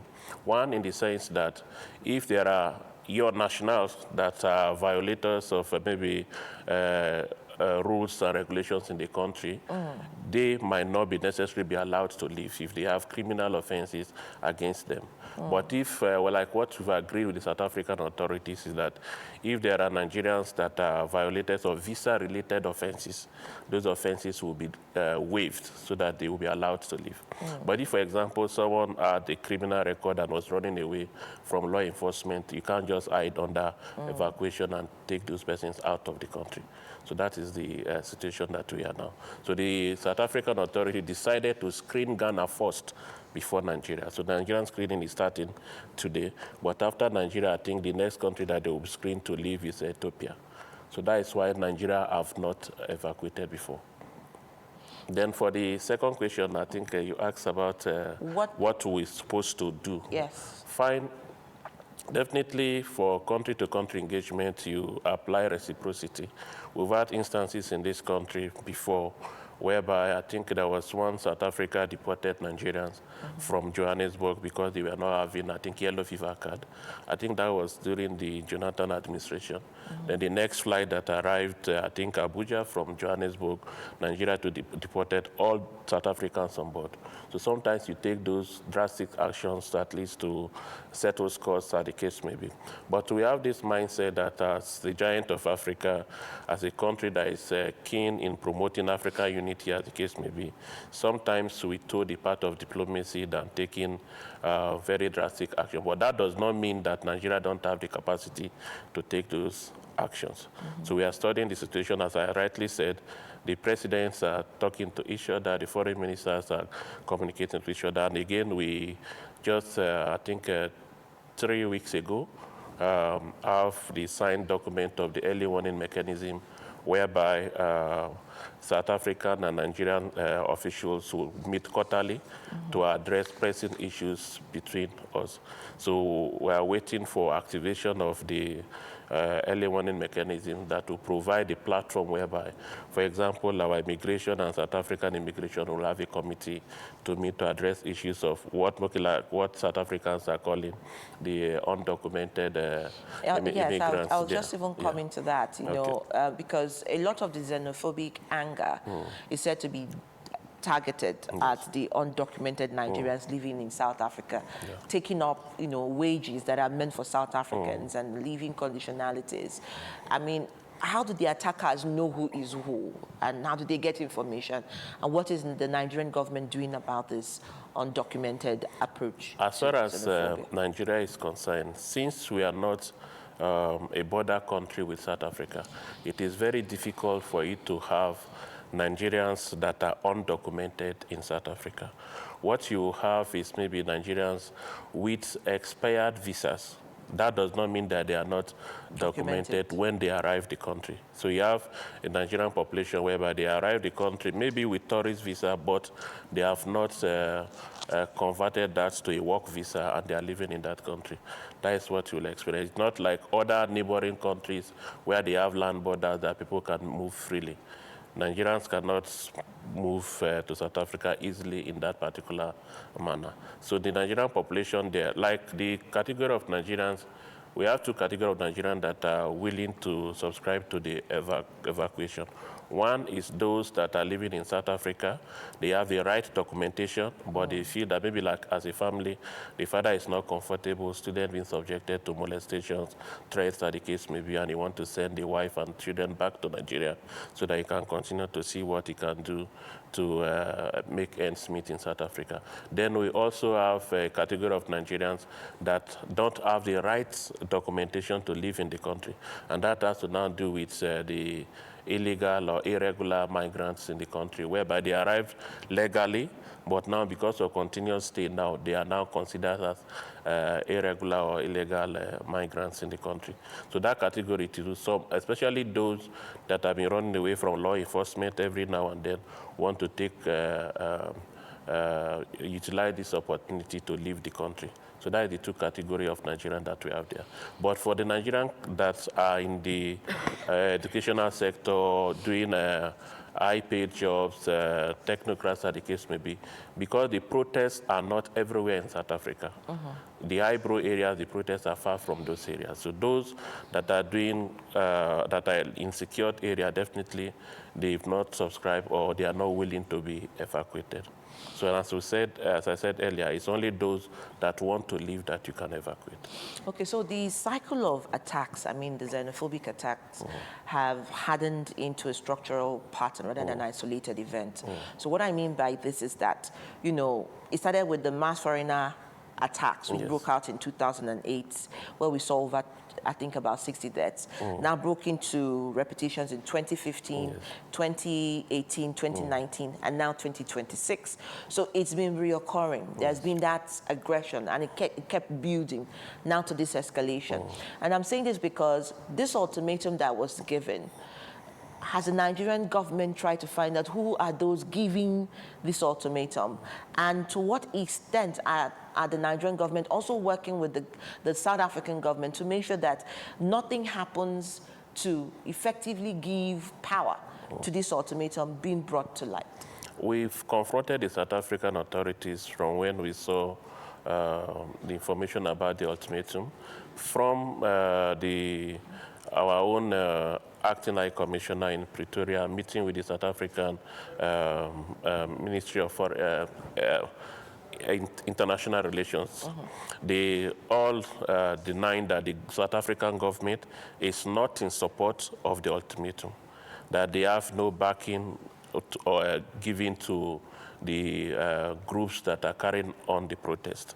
That has been the message from the conversation between the Minister of Foreign Affairs of Nigeria and the South African Minister of International Relations. The same with the conversation between South African President with Nigerian President. But what we are insisting as a government is that even if you are making public statements that you are not in support of the protests, we want to see then you clamping down on the ringleaders of this protest. We have witnessed situations whereby, for example, there will be looting of businesses owned by foreign nationals. You will see South African police in the vicinity, and they are not doing anything to stop. So not just making statement that they are not in support, but then what are you doing to stop the protests has been the concern of the Nigerian government. And that's also is the same situation in most capitals in Africa, whereby African countries are not in support of what they did. I think, funny enough, I saw a video about, I think in the Limpopo area, they killed a youth, I think, 2 or 3 days ago, mistaking him for a foreigner. So these protesters don't even know who is a South African and who is not a South African. They don't know who has the right documentation and who doesn't have the right documentation.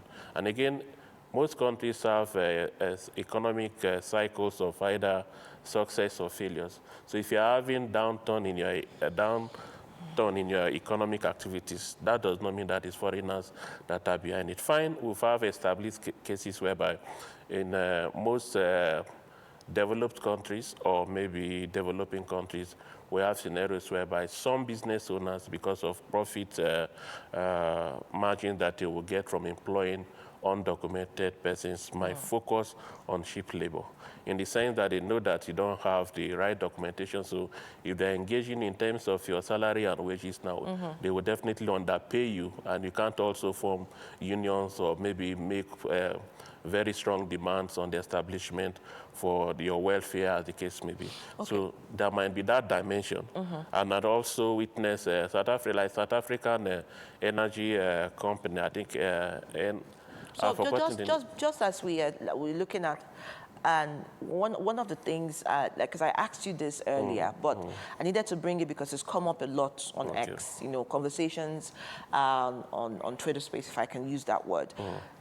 They are asking if there is a legally binding memorandum of understanding, an institutional framework between Nigeria and South Africa that looks at immigrant treatment, especially for Nigeria, because they do feel that these frameworks will legitimize actions by Nigeria against South Africa within diplomatic corridors for these kind of things. One, they said the agreement will mandate joint investigation, permanent financial fines, and strict legal sanctions against South Africa officials or security personnel who assist vigilante groups.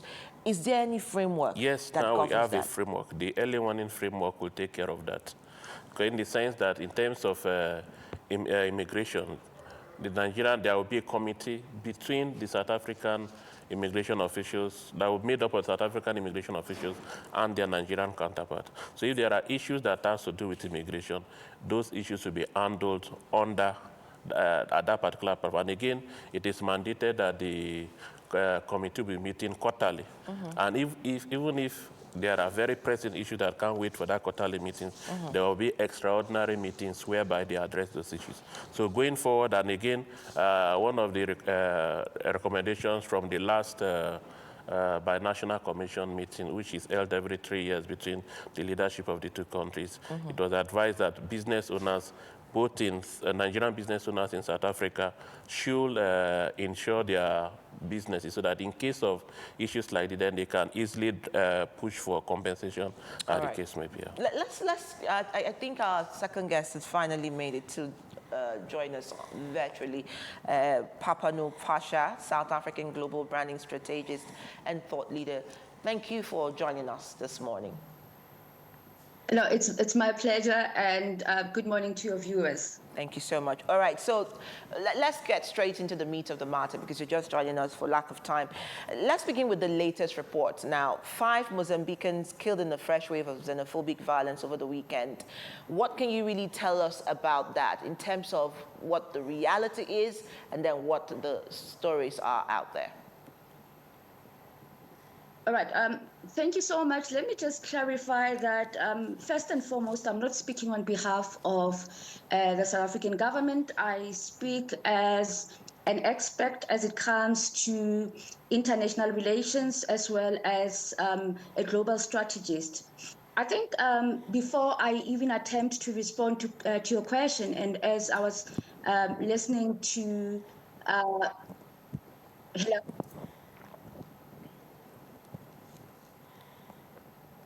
Yeah, please go ahead. Are you able to hear me? Yes, go ahead. Oh, no, thank you so much, because there's background noise.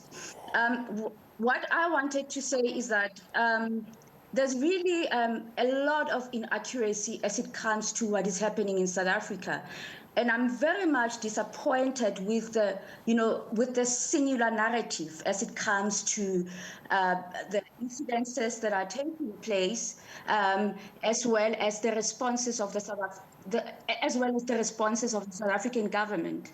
As it relates to the Mozambicans who were killed, what we know is that it was actually 2 Mozambicans, not 5 Mozambicans. But what is also interesting is that when you ask the person, just yesterday, 3 Nigerians were arrested for fraud. So you know how we phrase these questions, it's very important, because for ordinary South Africans who understand and who follow the media, they know what is happening in the continent. They equally know that South Africa, as it comes to the issue of xenophobia, it is not unique and it is also not frequent. They are also aware what is happening in Ghana, for example, what has happened in Nigeria in the 80s and recently, as it comes to the internal challenges that come that relates to tribalism, ethnicism, but also xenophobia. So this characterization that seems to isolate South Africa as the only country that is anti-migrants, that is anti-Nigerians, I think it's very misleading. And just to add to that, there's a litany of Nigerian academics, business people, professionals who are working in South Africa. I think it is the responsibility of the Nigerian media, the Nigerian government, to start engaging them so that they also hear their voice. It is important as well that when we have such platforms, we also give an opportunity to the South African government so that it gives you detailed steps of what it is doing, so that we do not have this singular narrative that seeks to paint South Africa as, this this child or this stepson of the continent which does not want but Africans. isn't it the responsibility? I think it's a very mischievous, nefarious, and vexatious narrative. Understood, but isn't it also the responsibility coming from diplomacy and foreign relations, the duty of the South African government to initiate these conversations, have availability of this narrative that shifts from blame to solutions, and also interrogate really on ground what the real details are? Because you're talking about different perspectives from different multinationals, whether it is Nigerians or Mozambicans or Ghanaians. These are narratives that will be shared based on the treatment each of these personalities within their communities and ecosystems where they occupy would give to the world. What is the duty of the South African government in terms of providing narrative direction, information that is critical and truthful to the general public? Where does their duty lie? I think your question is not fair. When the world says that Nigerians are criminals, should we then take that as gospel truth? I know for a fact that our government has done a lot of work to ensure that Africans are protected. But over and above that, South Africa is one of the only countries in the continent where we do not even have legislation that is anti-migrants, to the extent that, if you take our government, the CEO of the South African Defense Force is a Ghanaian. If you look at the private sector, we've got so many Ghanaians, Nigerians, Zimbabweans, Zambians who are working in South Africa. But over and above that, if you take Ghana, for example, and the number of Ghanaians who were expatriated to Ghana, it was less than 400? It was around 300 Ghanaians who were evacuated to Ghana. And of those 300, only 2 of them had documentation. So I think as media practitioners, as media owners, it's, as I said, very important that we are accurate and we are fair, including on how many of these platforms, are engaging on how the Nigerian mission in South Africa is responding to the challenges that are taking place in South Africa. As I said, South Africa is not unique, but our government, from a diplomatic perspective, and the mission, the Nigerian mission, has done a great job to ensure that South Africans and Africans are protected. And I just also want to give this perspective. South Africa is a very violent country. To give this impression that the violence that we are seeing, it's only meted out against Africans, I think it's very ignorant. In South Africa, on a single day, 11 to 16 women are killed. On a single day, Black people commit violence against each other. South Africa is a country where since 1994, Black people do not own nor control the commanding heights of the economy. I had the representative from government talking about jobs. In South Africa, we've got systematic unemployment.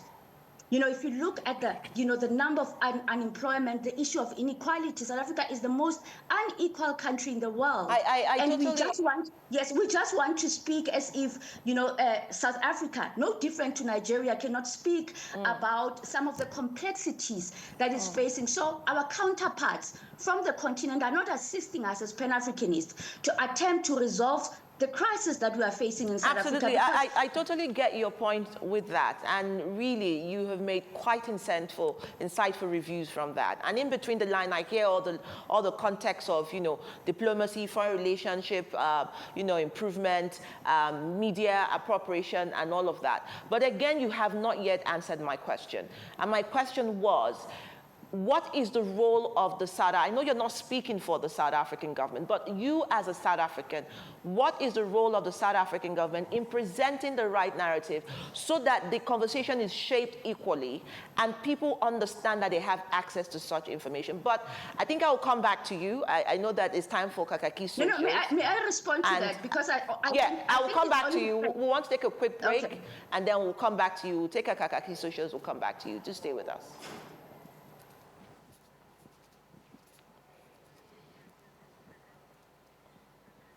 All right.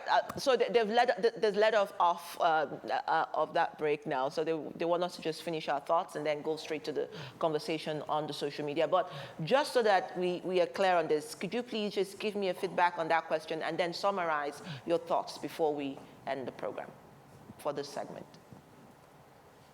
It can be Googled. The information is there online.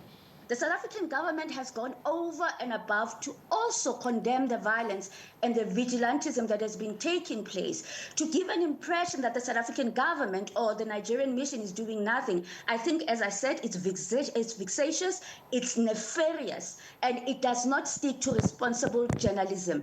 Our government has gone, to the extent, by the way, that South Africa is going to elections in November. There's a possibility that the very ruling party, it will be taking, it will lose local elections, primarily because South Africans are also not happy that, or they're not happy at the manner in which our government is responding. So from your side, you want our government to take, a more strong action. South Africans are saying to the government that if you do not respond punitively, we're going to punish you. So what does the government do in this instance where you are sitting there as a journalist who is saying that, no, I don't know which measures you would want, but you are sitting there and politicians have to make decisions which also impact them. But I think we must really applaud the South African government for ensuring that it condemns the violence, for ensuring that it arrests many of these people. But if any person knows the history of South Africa, they would also know that the very people, especially in KwaZulu-Natal, who have been very, very violent, these are the same people who have killed Black people in South Africa. So I think if, people, from an ignorant perspective, you would also think that it's South Africans who are meting out, this violence and this hatred towards, our African brothers and sisters. But these very people who have been on the streets, they are so anti-other tribes within South Africa to the extent that in the 80s and the 90s they killed our people. So I'm afraid I would have to cut you there because we sort of joined you late and our time is up on this segment. But thank you so much. We hear you loud and clear. It's also good to really also establish that this xenophobic attack did not just start in 2026, right from 2008, 2015, 2016, and now to 2026. And so it's an ongoing issue. It's not just about Nigeria, but also other African countries. I want to say thank you so much also for your insightful views. I'm sorry that we had to take her because she really had a lot to say, but grateful for your insights so far. And we've been speaking to Kimi Ebifana and Pano Pasha, South African global branding strategist and thought leader. Also here was the spokesperson, Ministry of Foreign Affairs, who says the first batch of evacuation is going to commence soon and that ultimatum of June 30th is being looked into to make sure that no further aggressions are meted out to Nigerians. But we'll take a quick break. We already took her time and she's there standing in the corner waiting, when will I get my bit? It's time for Kakaaki Social and Reno Bozege will be up next. Please forgive us for taking your time. We'll be right back to you. chapter in political discourse. The conversations that matter most are stepping into the spotlight like never before. Political platform, the hard-hitting, no-holds-barred program you have trusted on Raybar Radio is making a powerful move to television. Tune in to Africa Independent Television, AIT, as political platform debuts on your screen, bringing deeper analysis, sharper debates, and the voices shaping our nation's future right into your screens. From policy and politics breakdowns to real-time discussions with key stakeholders, this is more than a program. It is where opinions are tested, truths are uncovered, and the people's voice is heard. Join seasoned hosts and expert guests as they tackle the issues that define our democracy. No filters, no distractions, just real talk. Political platform now on AIT, 9 to 10 a.m. every weekday. Stay informed, stay engaged, be part of the conversation.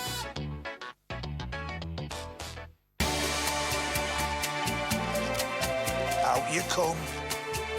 With the shortage of brand new aircraft delivery across the world, Emirates decided to go it alone and refurbish over 200 of our existing planes at our own engineering facility. This makes it the largest retrofit program on the planet. For our customers, it means even greater consistency of a world-class product.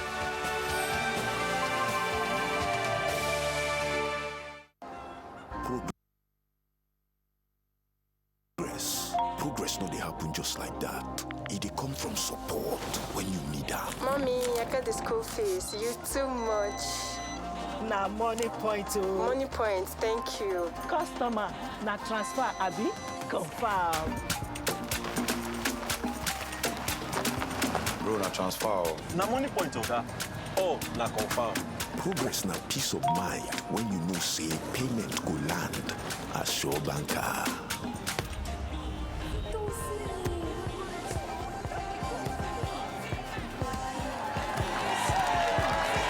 Progress na small wind wey dey carry person go far.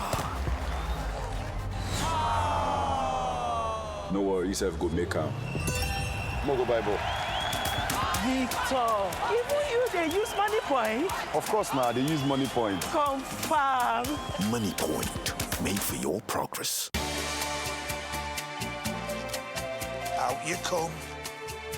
With the shortage of brand new aircraft delivery across the world, Emirates decided to go it alone and refurbish over 200 of our existing planes at our own engineering facility. This makes it the largest retrofit program on the planet. For our customers, it means even greater consistency of a world-class product.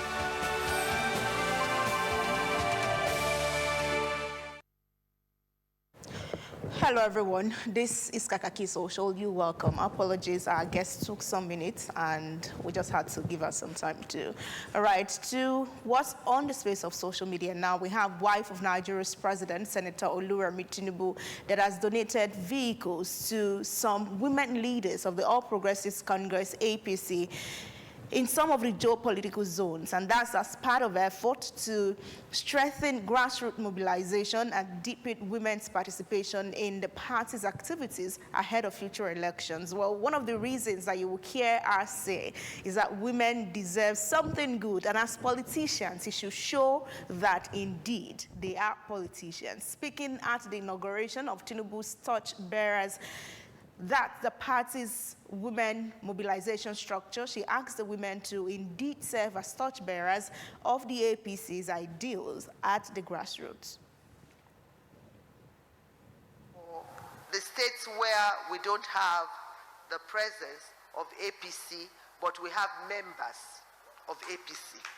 So to all our women leaders, from the woman leader for Abia State, APC woman leader, APC woman leader for Anambra State, APC woman leader for Bauchi State, APC leader for Osun State, APC leader for Oyo State.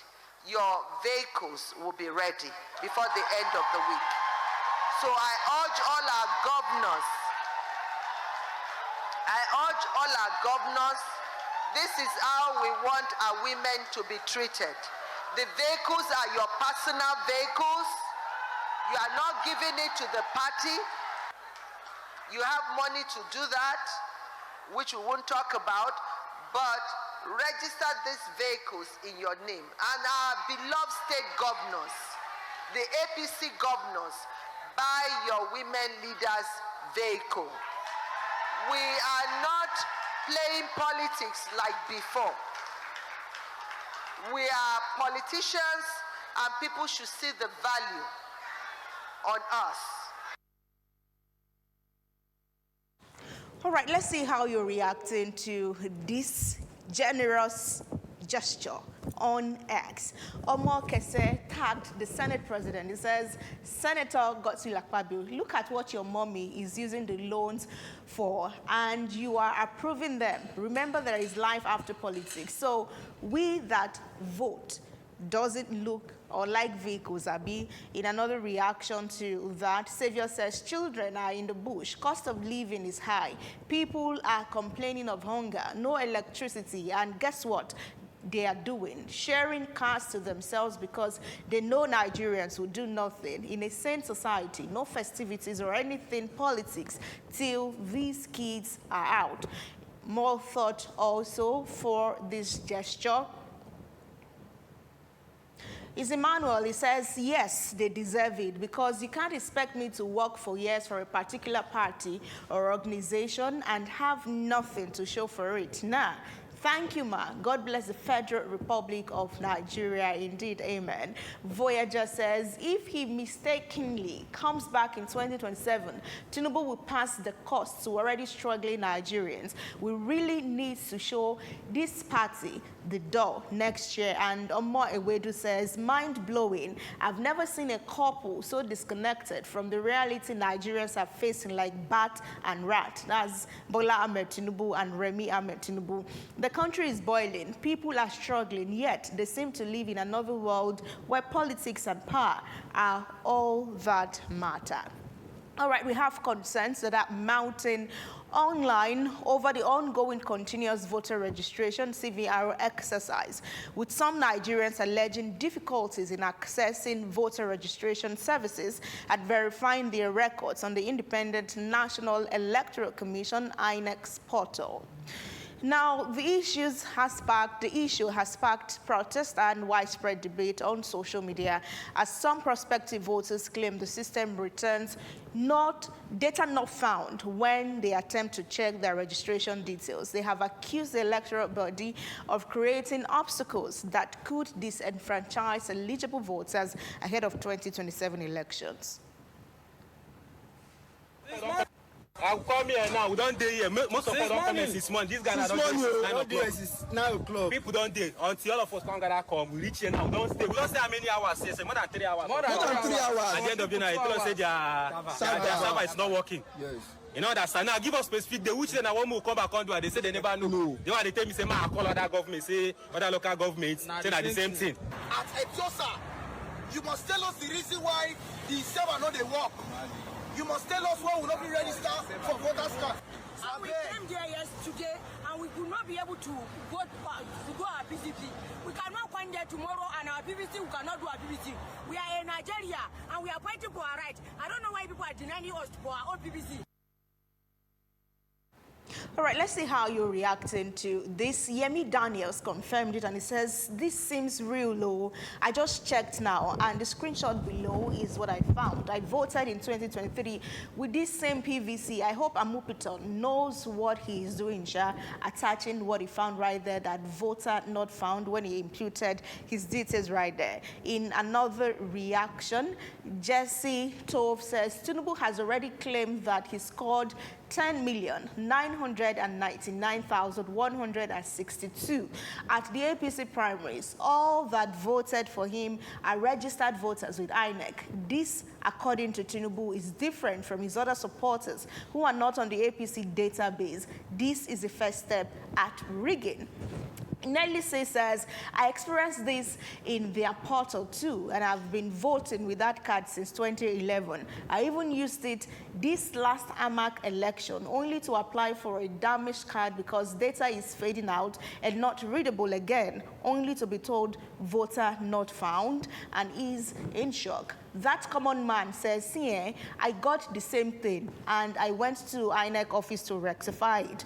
With their time frame, I advise you all to go to their office and correct it, please, before it's too late with their plenty stories and excuses. If that has not been rectified, this user is suggesting that you go to their office. And then in alignment to this, we have an activist based in Bayelsa State, Livinus Nwosu of the Rattle movement, that has embarked on a grassroots sensitization campaign urging rural residents not to sell their vote in the 2027 general elections.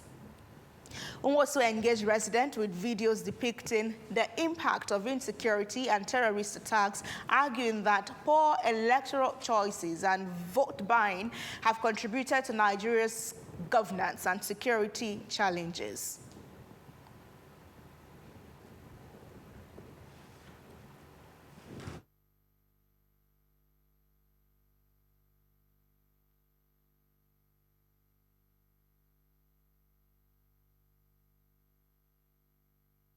They will burn you a human being where they cut the head. This is how they are killing human beings. Look at the iron. Look at this one. They will burn you inside your house while you are asleep. Look at the ones who say they burn alive. Look at what these bandits are doing. Look at human beings. This is what is happening. This one inside the motor they shoot them.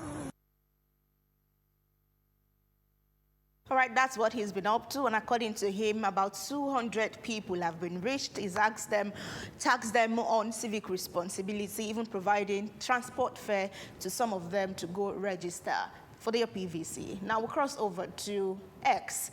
Arthur Samadina says, when the election campaign begins, opposition parties should compile videos of kidnapping victims and display them on giant screens at campaign rallies so Nigerians can see the insecurity they may continue to face if APC wins a second term.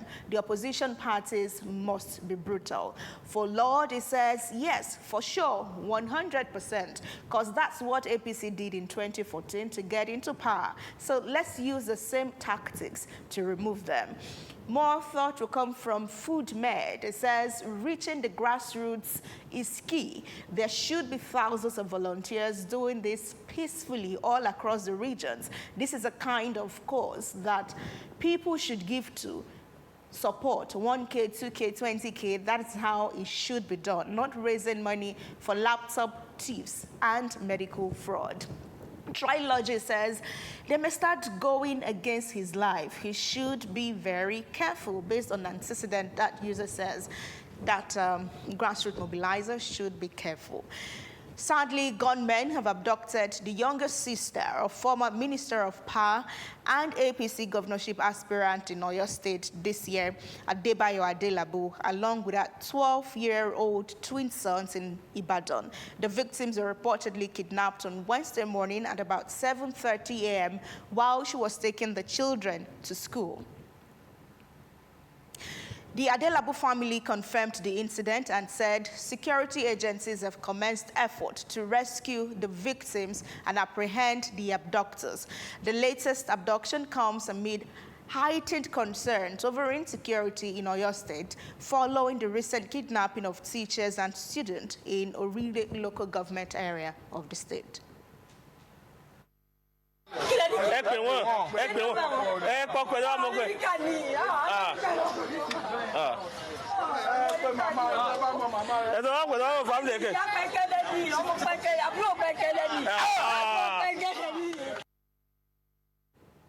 All right, let's see how you're reacting to this development coming from the Adelabus. Mika says the same insecurity that ordinary Nigerians have been complaining about for years has now reached a top politician's family. Maybe now those in government will finally treat it with the urgency it deserves instead of calling it isolated cases. Nigeria deserves better.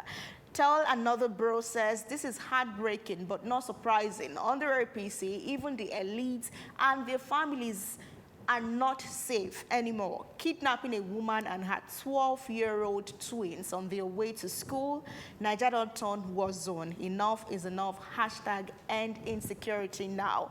For Uncle Jonah, he says the sad truth is that they are likely to be found before the school children who were abducted by terrorists 3 weeks ago. That is a painful reality we live with in this country. This is for those who keep defending these incompetent leaders. When it happens to ordinary people, they appear unconcerned, but once it affects them or those close to them, they suddenly swing into action. Be careful what you defend today. It may come back to haunt you tomorrow. For Hardgun, it says, not wishing anybody bad, and nobody deserves being kidnapped, but these kidnapped or bandits kidnappers should focus on politicians and leave the innocent poor people alone. Make the politicians feel the pain. Ayodele Balogun responding to Hardgun, he says, now waiting day my mind, but now waiting day my mind be that, but I dey fear to talk am. They don't help am talk am for that. And then a suspected bandit has been arrested by residents in Oshogbo in Osun State and is currently under investigation by the police. The suspect was reportedly apprehended around the Okefia area of the state capital while dressed in Nigerian Army trousers and in a Motekun uniform concealed beneath other clothing. Confirming the incident, the Osun State Police Command said the suspect has been transferred to the State Criminal Investigation Department for further investigation. Police spokesperson Abiodun Ojelabi said authorities are also working to ascertain the suspect's mental and physical condition as part of ongoing efforts to determine the circumstances surrounding the case. And that's the case right there. All right, talking some politics at this time, we'll cross over to the Senate, where we have the Senate on Wednesday that rejected a proposal by Senator Adams Oshomole that is seeking a comprehensive probe of military spending, despite growing concerns over the worsening security situation across the country. During deliberations on insecurity, Oshomole questioned whether the huge resources allocated to the defense sector were producing meaningful results, arguing that Senate resolutions would continue to lose relevance without effective implementation and accountability. In a dramatic exchange, the former Edo State governor also told the presiding officer, Deputy Senate President Barau Jibrin, that the Senate leadership was part of the problem for failing to follow up on resolutions and demand report from relevant authorities.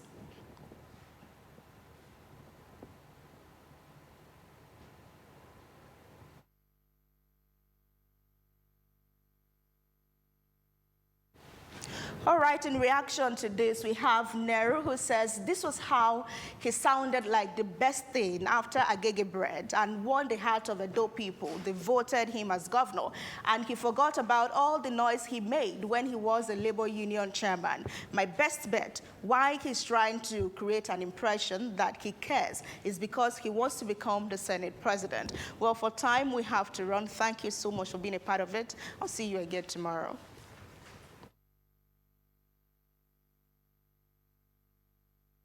Like to eat better, more nutritious meals, more veggies, but we want it tasty and easy too.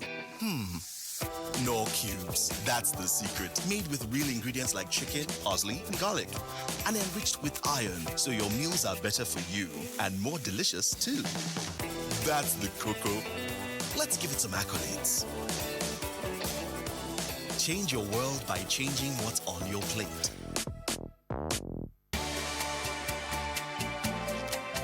Out you come. With the shortage of brand new aircraft delivery across the world, Emirates decided to go it alone and refurbish over 200 of our existing planes at our own engineering facility.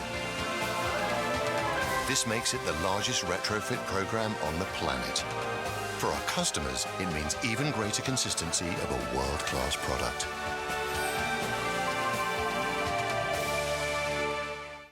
Get ready for a bold new chapter in political discourse.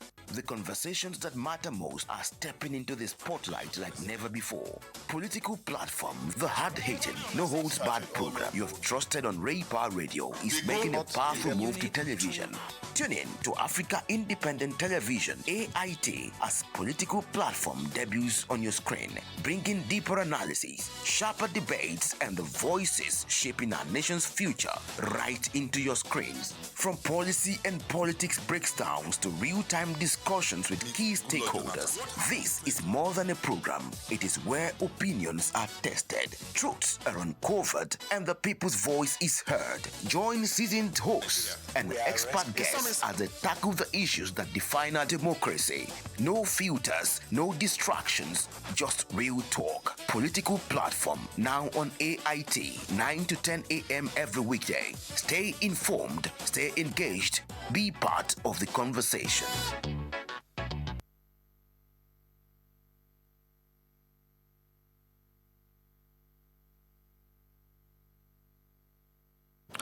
Well, thank you so much, Rena, for that and bringing us up to speed. Now time for us to bring you our second talking point.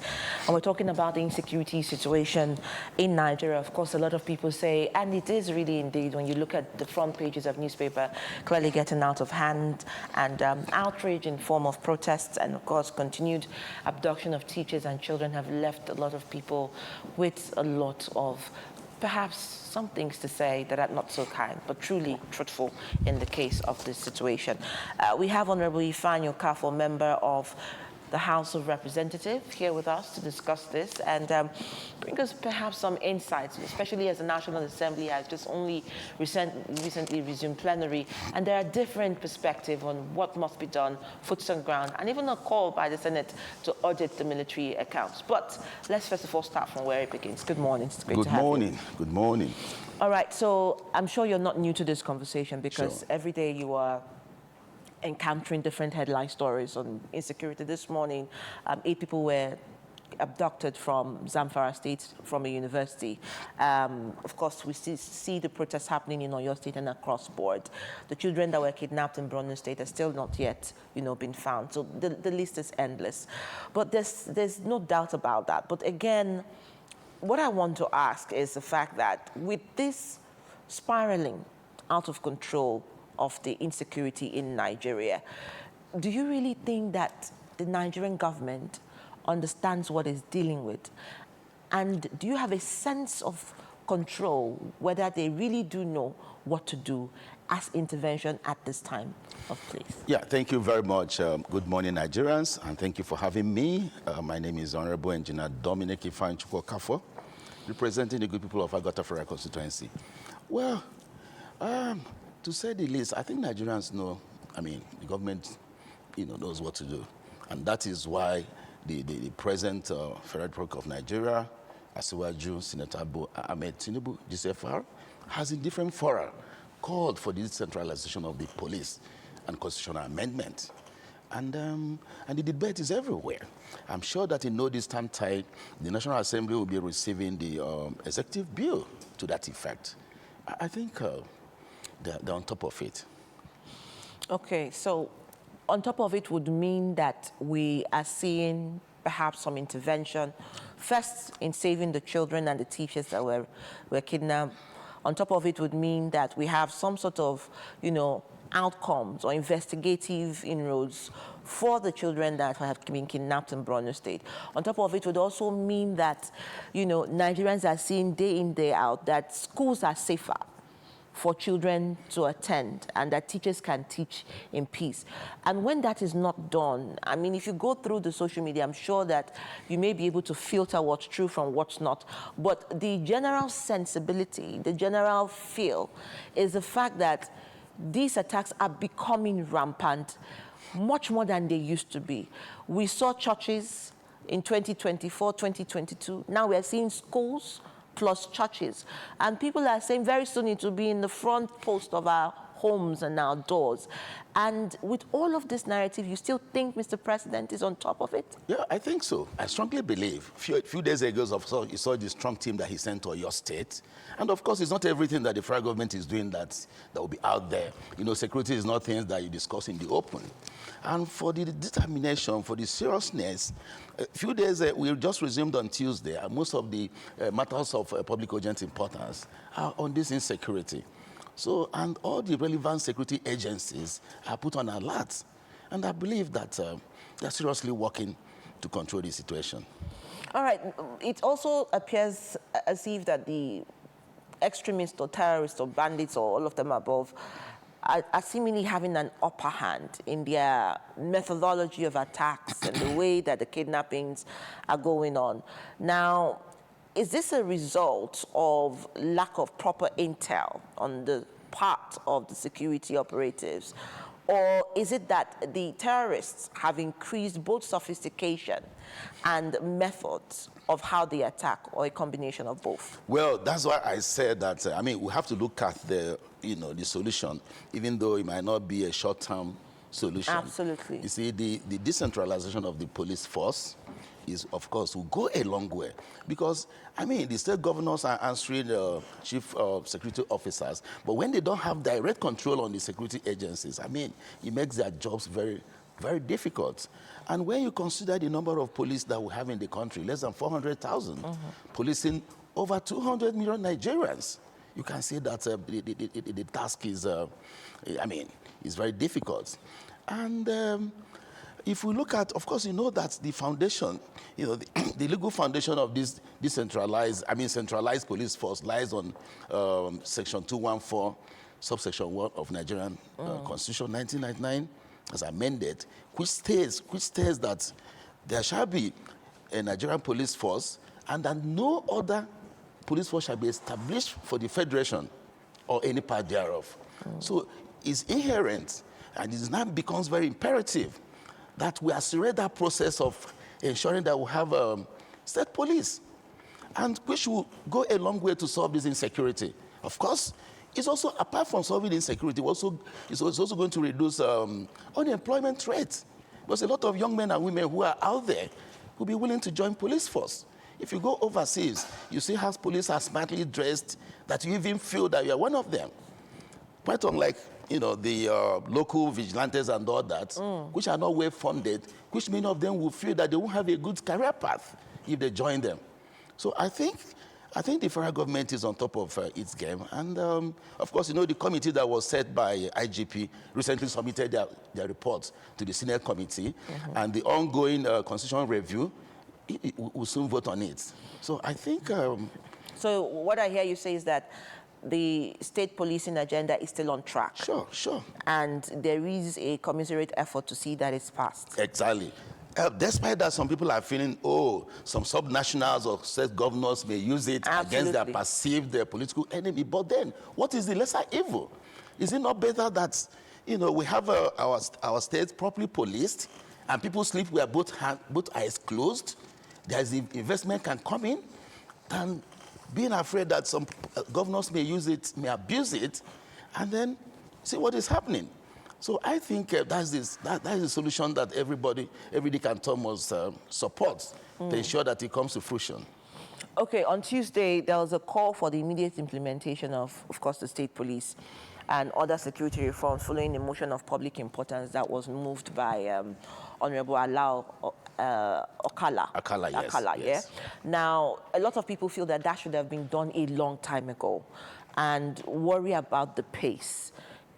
Could it be perhaps speaking to these politics of whether this would be used for personal, interventions by governors or for the people? And how do you manage that? Because again, you cannot rule out the dissenting voices in this conversation. How do you bring them on board? To be very frank, Alao Akala, of course, he's from Oyo State. And going by that 7 pupils and 7 teachers that were abducted in Orile local government, 39, of course, it's expected that he will speak out. This is not the time. Like I did say, the president has spoken in different fora. And a lot of people, Afenifere, Northern Governors Forum, a lot of stakeholders have actually added their voice, strong voice, to the establishment of police. So the conversation has been there a long time. And of course, these things take time. But I know that the moment the National Assembly receives the executive bill, I'm sure that the speed that it will be given, the attention should be more than the one that was given to the tax bill. And I'm sure that before this 10th National Assembly winds up, it will be implemented. Okay, so now let's look at the devil in the detail. I hear you say that the lesser evil, is more than the consequence that will be borne if we don't have it. How do you also manage that? Because whether you like it or not, there are intrigues around state policing that also may offer even more aggression if not managed. Take you very much. Of course, before I've called the attention to the section of the Constitution, Section 214, subsection 1, that established, the centralized police force. Before the state police will be established, there has to be a proper constitutional amendment. And of course, that's why the National Assembly is there. They are going to come up with a very effective framework to ensure that, the abuse of this, state police will be minimized. Of course, it doesn't mean that it's going to be minimized 100%. But when the state governors know that they're going to answer, they have questions to answer, why they are, in office, or when they're out of office, when the veil of immunity must have been, removed from them. I think many of them will ensure that they don't abuse it. It is better that the states are properly policed than, shifting the goal because of possible abuse by the subnationals.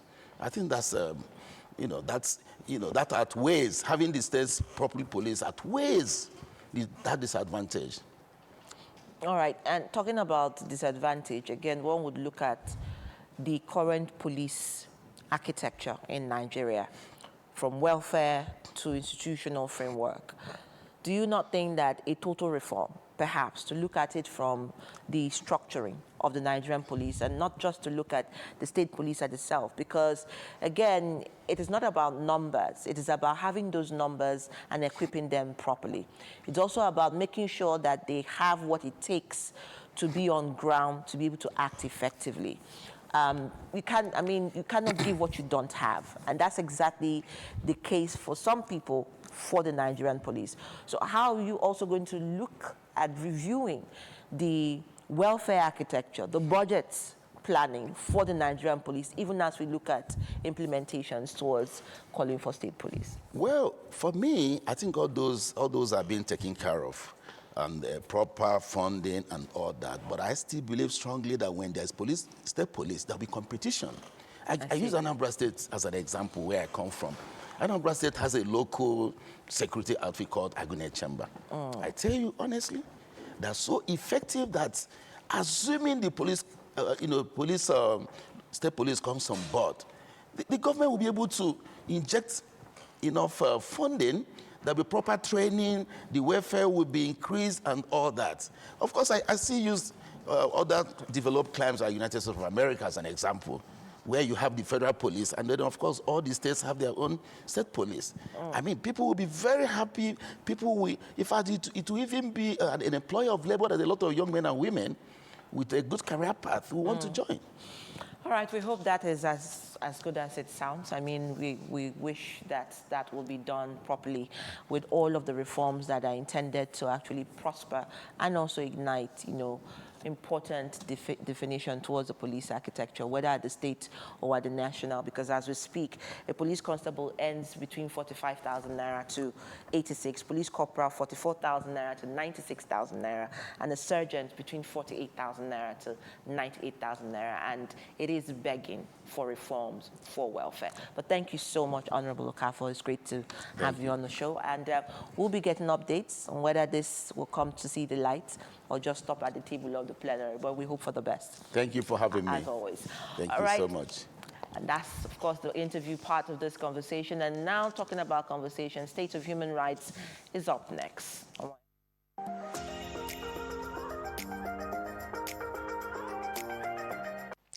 Hello and welcome to State of Human Rights on Kakaaki, the African Voice. I am Omoyo Ogbaki.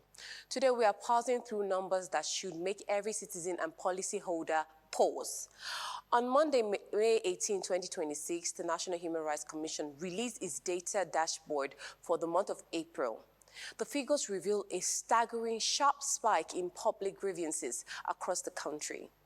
In April 2026 alone, the NHRC received a total of 266,787 human rights complaints across the state offices in Nigeria. That is marginal but deeply troubling increase of 10,655 cases compared to what was recorded just the month before in March. From worsening security crisis and institutional abuse of authority to economic hardships and a severe contraction of our civic space, the dashboard reflects the very raw daily realities of the Nigerian people. Opening the session at the Commission's headquarters in Abuja, the Executive Secretary of the NHRC, Dr. Tony Ojukwu, stressed that tracking these violations isn't just about the statistics. It is a critical accountability mechanism designed to turn policy into active protection. He also addressed the rising threat to fundamental freedoms by signing a historical national advisory. Today's event reflects two important dimensions of the mandate of the National Human Rights Commission. Firstly is our responsibility to monitor and report on the state of human rights in the country. And doing this while also promoting and enabling civic space grounding in accountability, participation, and respect of fundamental freedoms. Since the introduction of the Human Rights Situation Dashboard in 2024, the Commission has continued to strengthen transparent and evidence-based human rights monitoring in Nigeria. The dashboard remains the important accountability tool for identifying trends, emerging risks, and areas requiring urgent intervention. Beyond the complaints formally received by the Commission, the Human Rights Observatory continues to monitor broader patterns of violations across the country. In April 2026, the human rights situation remained shaped by insecurity, communal tensions, economic hardships, and concerns around civic freedoms. Distinguished participants, today's signing of the advisory on protecting civic space and human rights is both timely and significant. Across the world, civic space continues to face increasing pressure with growing concerns relating to restrictions on freedom of expression, peaceful assembly, association, media freedom, and civic participation. The advisory, developed through broad stakeholders consultation, provides practical guidance for protecting freedom of expression, peaceful assembly, association, media freedom, and civic participation in line with constitutional and international human rights standards. As we continue to strengthen the Human Rights Situation Dashboard and Observatory, we remain committed to strengthening accountability, expanding access to justice, deepening civic engagement, and advancing evidence-based human rights interventions through sustained collaboration with our stakeholders. That was Dr. Ojukwu laying out the baseline. But where exactly are these violations occurring with the highest frequency? When you break down the data geographically, the North Central Zone bears the highest burden, accounting for a massive 42% of the entire country's complaint, with 111,889 cases documented in that region alone. If you look at the top 10 states with the highest rate of reported violations, the Federal Capital Territory leads the pack with over 35,000 complaints, closely followed by Benue with 30,000, Borno at 25,000, and Kaduna at 20,000. Now, the Commission explains that the FCT's I ranking is partly structural, a merger of data from the national headquarters and the Abuja Municipal Office. However, the numbers coming out of Benue, Borno, and Kaduna directly points to the violent crisis of displacement, communal clashes, and banditry plaguing those territories. To give us the deeper thematic analysis of these specific crimes, including a terrifying surge in killings and abductions, is the Senior Human Rights Advisor to the NHRC, Hilary Ogbonna. Now let us look at the thematic complaints. In terms of our thematic areas, freedom from discrimination continues to lead in terms of number of complaints we receive bordering on freedom from discrimination. That is 95,720. This is followed by law enforcement and human dignity, which accounts for 88,914 of our complaints. Then there is also issues of access to justice. And for the first time, we see sexual and gender-based violence also increasing in terms of the graph. Now let us look at population-related issues. And the first is women's rights. Gender-based discrimination recorded the highest with 752, which is followed by abandonment of women by their spouses, which is 436. Now, we also see sexual and reproductive rights issues also featuring as one of the highest number of complaints we have received. Now, in terms of sexual and gender-based violence and our complaints, 1,810 complaints on domestic violence, followed by 61 complaints on sexual violence and 11 on rape alone in April 2026. Now let's look at children. In terms of child abandonment, we recorded 179, which is by far the most human rights violation regarding children. However, it's important to note that even though it's the highest human rights violation on children for the month of April, it is by far one of the lowest we have recorded in recent times. Child abandonment has dropped. Now, we had 423 killings. 42 killings of these were our armed forces and law enforcement. Every month and month, we keep emphasizing the fact that no country should allow its armed forces and law enforcement to be killed in this way. It really shows a sign of deeper insecurity issue, a sign of our failure to secure those who secure the state is a monumental thing. Now you can also see all other sections that we've always shown you. Kidnapping 127, and of course our sexual and gender-based violence, as well as children's rights and kidnappings. What the April 2026 dashboard proves is that human rights violations thrive when there is silence and a lack of access to enforcement. The gap between knowing your rights and being able to safely access justice is what breaks public trust in our institutions. Rebuilding that trust means utilizing channels that are working. The National Human Rights Commission's investigation teams are listening. And that proves that they will issue summons to any agency, no matter how highly placed, to get answers for everyday citizens. So, if your fundamental rights have been trampled upon, if you are a victim of gender-based violence, or if you witness child rights abuses in your community, you don't have to look away. You can reach the NHRC immediately and completely free by dialing their toll-free number on 6472. Let me repeat that. That is 6472. Your voice is a primary weapon against impunity. That brings us to the end of today's segment of State of Human Rights on Kakaaki, the African Voice.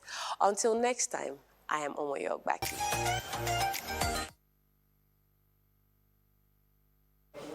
All right, thank you for staying with us. And now it's time for us to definitely say thank you to you for staying with us all through the show today. And we welcome your responses and interventions. Thank you for joining us as our in-house reviewer. But just to mention that there's a refuse mountain along Nigerian Army Estate, Kurutujiko, Cairo. They said it's smelling badly and causing people to fall ill.